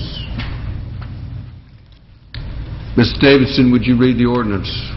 Thank you. This is an ordinance to amend the Code of Ordinances of the City of Roswell, Chapter 22, to amend existing Section 22.7.2 and 22.7.6 to allow operation of personal transportation vehicles, motorized carts, as defined by OCGA Section 40-1-1 upon the public roads of the City of Roswell, having a speed limit of 25 miles per hour or less, and to allow the use of personal transportation vehicles, motorized carts, as defined by OCGA 40-1-1 upon designated multi-use paths. Now therefore, to accomplish the foregoing, the Mayor and Council of the City of Roswell, pursuant to their authority, do hereby adopt the following amendments to its ordinance regarding regulation of golf carts, text of which is incorporated herein by reference, and if approved, this will be the second reading. Do we have a motion? Yes, sir. We're going to hear from the public in a minute, if we get a motion in a second. Do we have a motion? Move to approve second reading with an effective date of March 1st, 2015. Is there a second? Motion by Councilmember Diamond, second by Councilmember Depolito. Does anyone in the audience have any questions or comments? Come forward, sir. Mr. Mayor, City Council, thank you for your time. I won't keep you too long. My name is Jeff Jablonski. I'm on the Willow Springs. I'm a Willow Springs resident and HOA board member. I'm currently one of the few Roswell residents who is fortunate enough to live in a neighborhood where golf carts are currently permitted. While Willow Springs would lose a nice marketing differentiator if golf carts were open to all Roswell neighborhoods, we feel amending this ordinance will set the foundation for further golf cart expansion, something I believe I can safely say all golf cart owners in Willow Springs would like. So the way I see it, it comes down to this. Most of the residents of our city have little or no option but to drive a car to complete their daily errands. So we can continue to complain about traffic congestion, speeding cars in our neighborhoods, texting drivers, high automobile ownership costs, or we can allow for some options. Options that can help to alleviate congestion, reduce pollution, reduce average vehicle speeds, help to put a few extra dollars in our pockets, and provide a more family-friendly mode of transportation. Lastly, 4 out of 5 millennials say they want to live in a place where they have a variety of transportation options to get to jobs, schools, or meet their daily needs. And 3 and 4 say they're likely to choose to live where they don't need a car to get around. With proper planning, infrastructure design, public education, regulation, and enforcement, communities can safely accommodate golf carts and improve the quality of life for residents of all ages. Therefore, I'd like to ask the city to approve this ordinance change.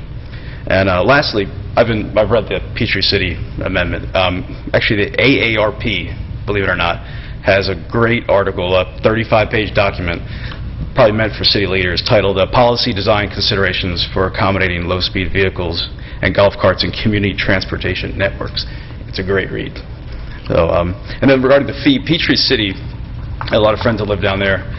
Their stickers are essentially, it's not a license, it's a fee to go to expanding the paths and maintaining them. Right now, I don't think we have the trail network for this setup, so I'm not quite sure what the licensing would do or registration. But I would love to see a sticker program set up where we could generate some funds and expand the trail network. So, thank you. Appreciate it. Thank you. Does anyone else wish to comment? Yes, sir. Come forward. And I want to thank the folks who stuck around for this reading of this ordinance. This is late. I'm Sam Shantos, 1520 Oakwood Drive, Roswell. I'm speaking on behalf of Bike Roswell as well as Roswell Next, which are 2 organizations based here in Roswell. Both organizations are proponents of this. Similar to what this young man just said earlier, I see this as a way not just to have golf carts, but this is more of a connectivity type of option for our city. As a younger citizen of Roswell, many people in Roswell are looking for alternatives. I'm a cyclist, and so that's the mode of transportation that I tend to prefer. But again, on behalf of those 2 organizations, we'd like to say that we would like for you to move forward in passing this. Thank you, sir. Does anyone else wish to speak?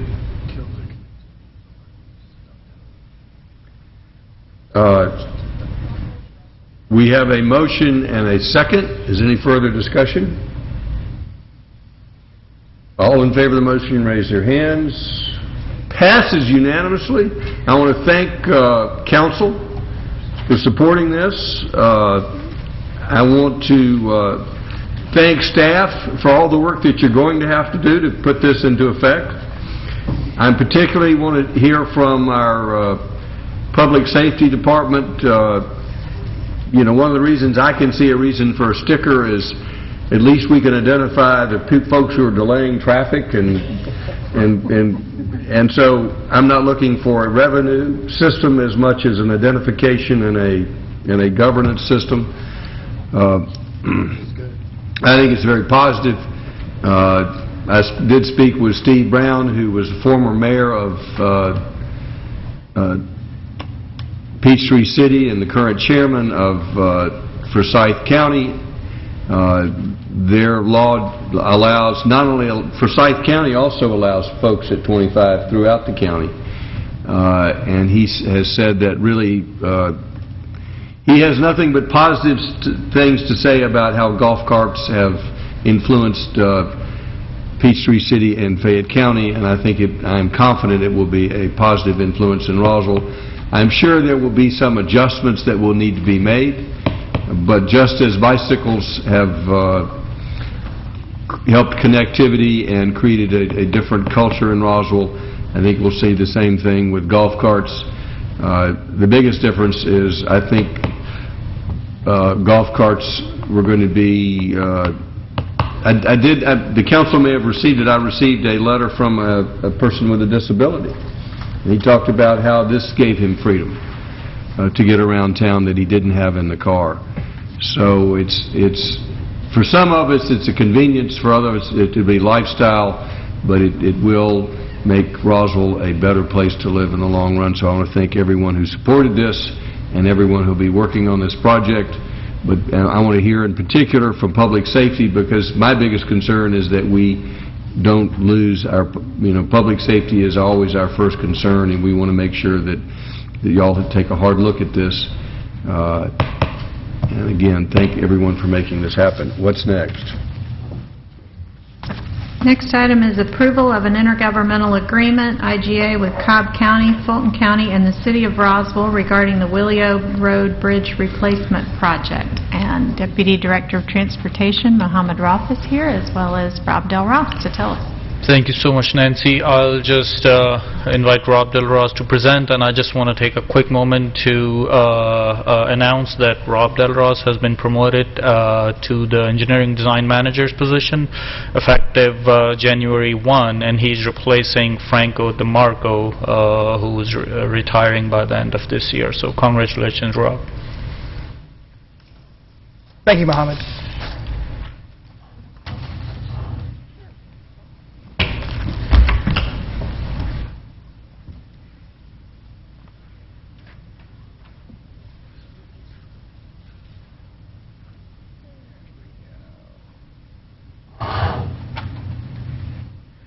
This IGA is for a bridge replacement project, a partnership with the City of Roswell, Cobb County, and Fulton County.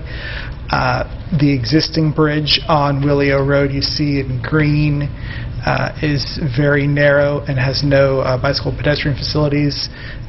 This area here in dashed line was recently constructed by Cobb County. There's a brand new roundabout there with a sidewalk and trail system that we would like to extend over this bridge and eventually tie into the river walk system we have along Azalea Drive.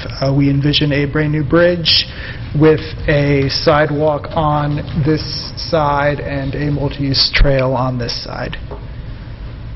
Does the council have any questions? Councilmember Ippolito. Thank you.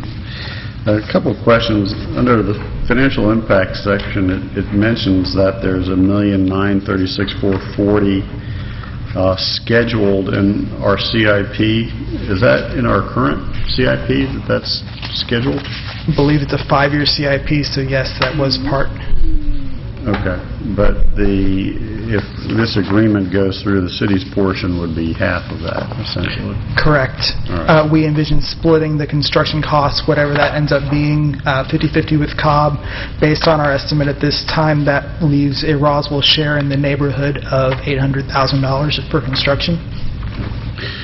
During committee, I remember discussing paying for the design. I don't remember having a conversation about the construction, and maybe I just missed that. Did we talk about construction at committee? The budget item you passed last year established our share of the design. Once we get to a point several years down the road when we're closer to construction, we would come back to you and ask for those dollars. Okay, and I am comfortable with that, but that's not the way this is written. This is actually obligating us for construction of the project, which to me is concerning, particularly because we don't have a design yet and because we haven't really had a chance to take a look at this and compare it to our other capital projects. I assume that once we have it designed, if it falls within the parameters that you think it will, then we'll probably be fine. However, I don't know that I'm ready today to commit to the actual construction of it.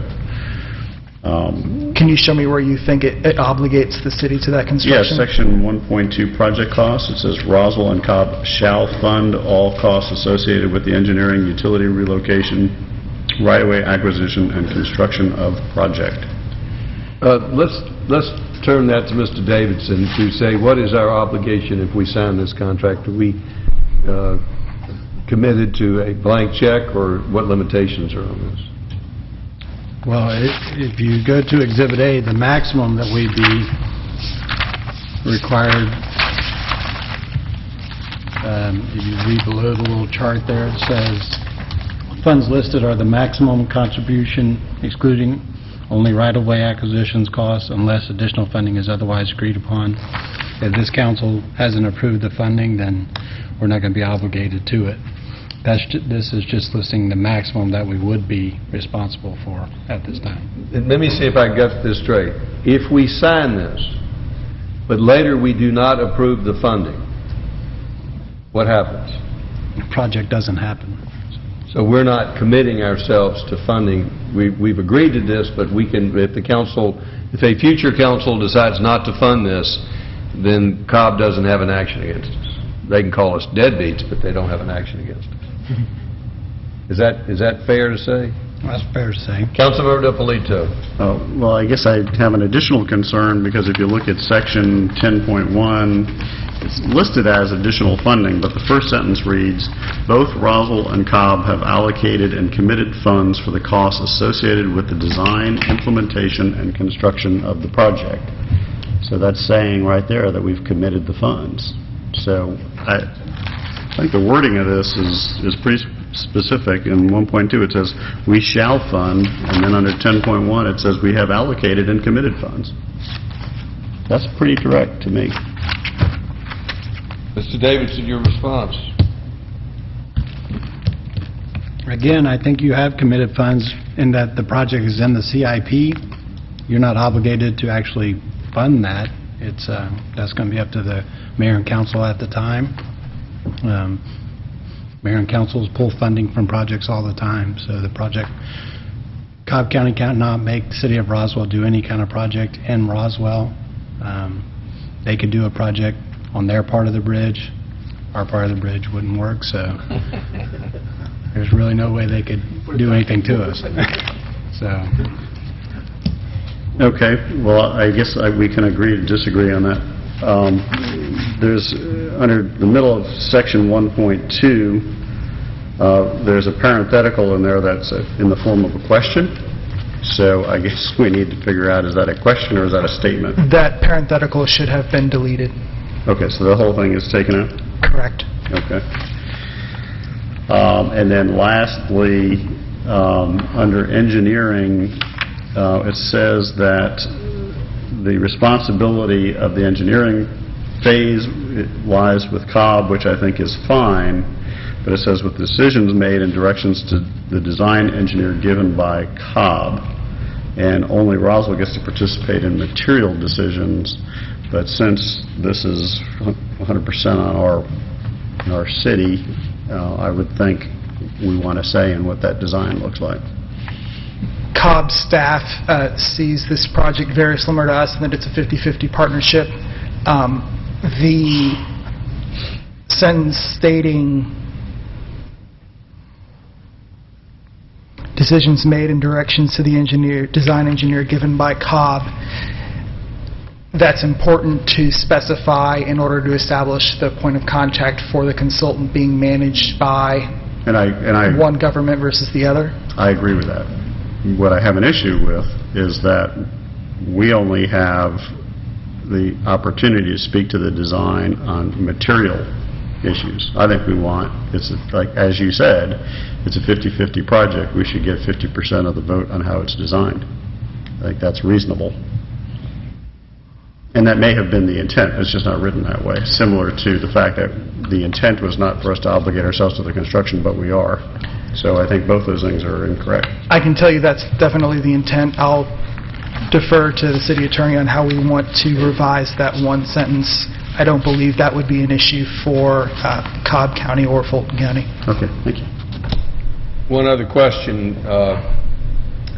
Any anticipation of when this project might be ready to let to construction? Approximately 2 years from the start of engineering. Assuming National Park Service and ARC and all the other people who held us up for 10 years on the boardwalk find it's not a problem. We have already spoken with National Park Service about this project. They have given us their boundary line, and if we don't cross that line, we don't need to coordinate with National Park on this Well, project. that's good to know. How about the archaeological study that we're having to do on the bridge? So the point I'm trying to make with council is it's important that we move forward on this project while we have Cobb County's cooperation, because it's part of our Riverwalk system, but on the other hand, I think it's going to be more of a long-range than a short-range project, given our experience with projects along the river. They don't seem to go smoothly when it comes to permitting. I hope we can get it done in 2 years, but I'm anticipating 3 or 4 myself, given our past experience. I understand. Councilmember Diamond. Yes, sir. I do appreciate Councilmember DiPolito's concerns about the committed funds. I believe when the minutes, if we review the minutes, there was conversation in that time about, are we going to commit to funding design if we're not committed to doing the project? And I think you'll find in the minutes of that approval that we basically did commit to this. Now, what timeline I don't think is specified in this or in any of ours, because I think they're on a longer timeline probably even than we are. There is no timeline associated with construction within the IGA. The reason why this project is moving forward is one of the big reasons this project is moving forward is because Cobb recently passed their SPLOST, which established their half of the construction dollars. So those funds are going to be waiting for us when we get to construction. Other questions? Do we have a motion? Move to approve. Motion by Councilmember Diamond to approve. Is there a second? Second by Councilmember Orlins. Does anyone in the audience have any questions or comments? Any further discussion by council? Mr. Mayor? Councilmember DiPolito. I would like to propose an amendment to the document under Section 1.3, engineering, that the design decisions will be between Roswell and Cobb, and that any material decisions affecting Cobb require Cobb's approval, and well, I guess we really wouldn't need that. Let me back up. I'd like to amend the document to say that design decisions will be made by both Cobb and Roswell. Motion to amend the intergovernmental agreement to require design decisions to be made jointly by Cobb and Roswell. Is there a second? I have a question. Question by Councilmember Diamond.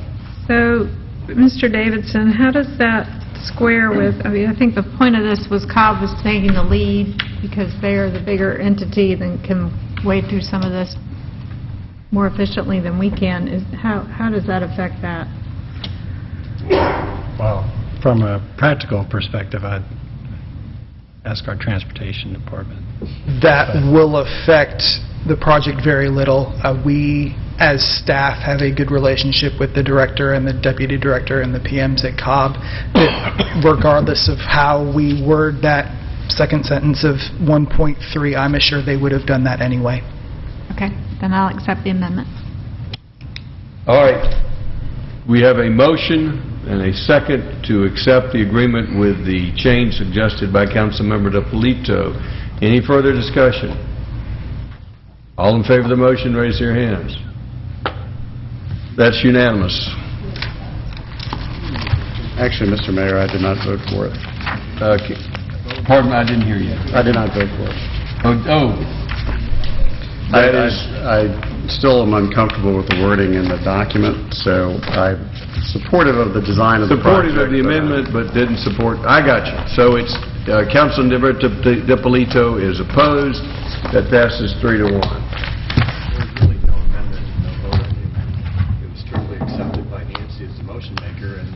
Let's start over again, because I think there's a debate about what was voted on, and if there's a debate about voted on rather than me deciding what it is, let's start over again.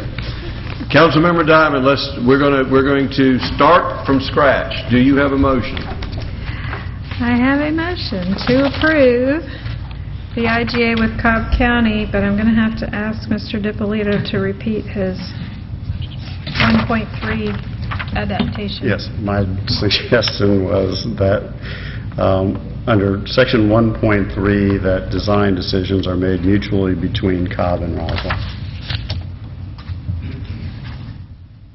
Is that your motion? Is there a second to that motion? Second by Councilmember Eichelhardt. Any further discussion? All in favor of the motion? That is the motion to approve the IGA with the amendment suggested by Councilmember Dippolito. Councilmember Eichelhardt's in favor. Councilmember Diamond is in favor. And Councilmember Orleans is in favor. That's 3 in favor, all opposed. Councilmember Dippolito is opposed. Passes 3-1. So we have a city attorney's recommendation for closure. I hope it will be short. Do we have a motion for closure? Motion by Councilmember Eichelhardt, second by Councilmember Orleans. I can see him pour his glass in favor. All in favor, stand up. That's approved.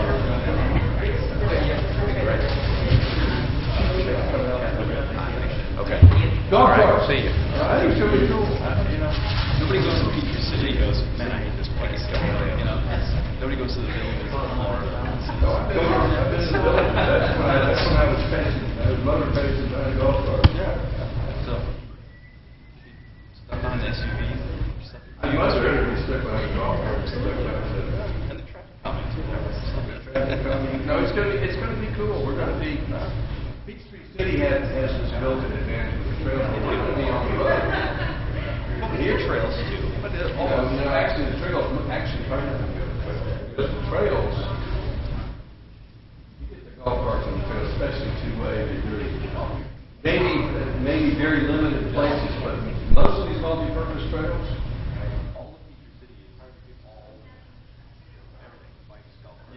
for example, down on the Riverwalk, I don't envision that. Yes. But I don't think you would want to take the golf cart. But skip from your house to your house to school. I don't see anybody going down the river. Well, if you live close to the river, yeah. You're going to see them all over the place. I think it's good. People look at this telling. I think they'll be very popular. My biggest reason I like it is in historic district. Parking is a problem. We're going to start having people running 8-passenger golf carts trying to shovel it to the churches. You can park. Think about it. All those people who are currently valet parking, if they were running golf cart shovels, you would never have to wait for 2 or 3 minutes for a golf cart. Just across the street. You know what would happen? You get out of your car.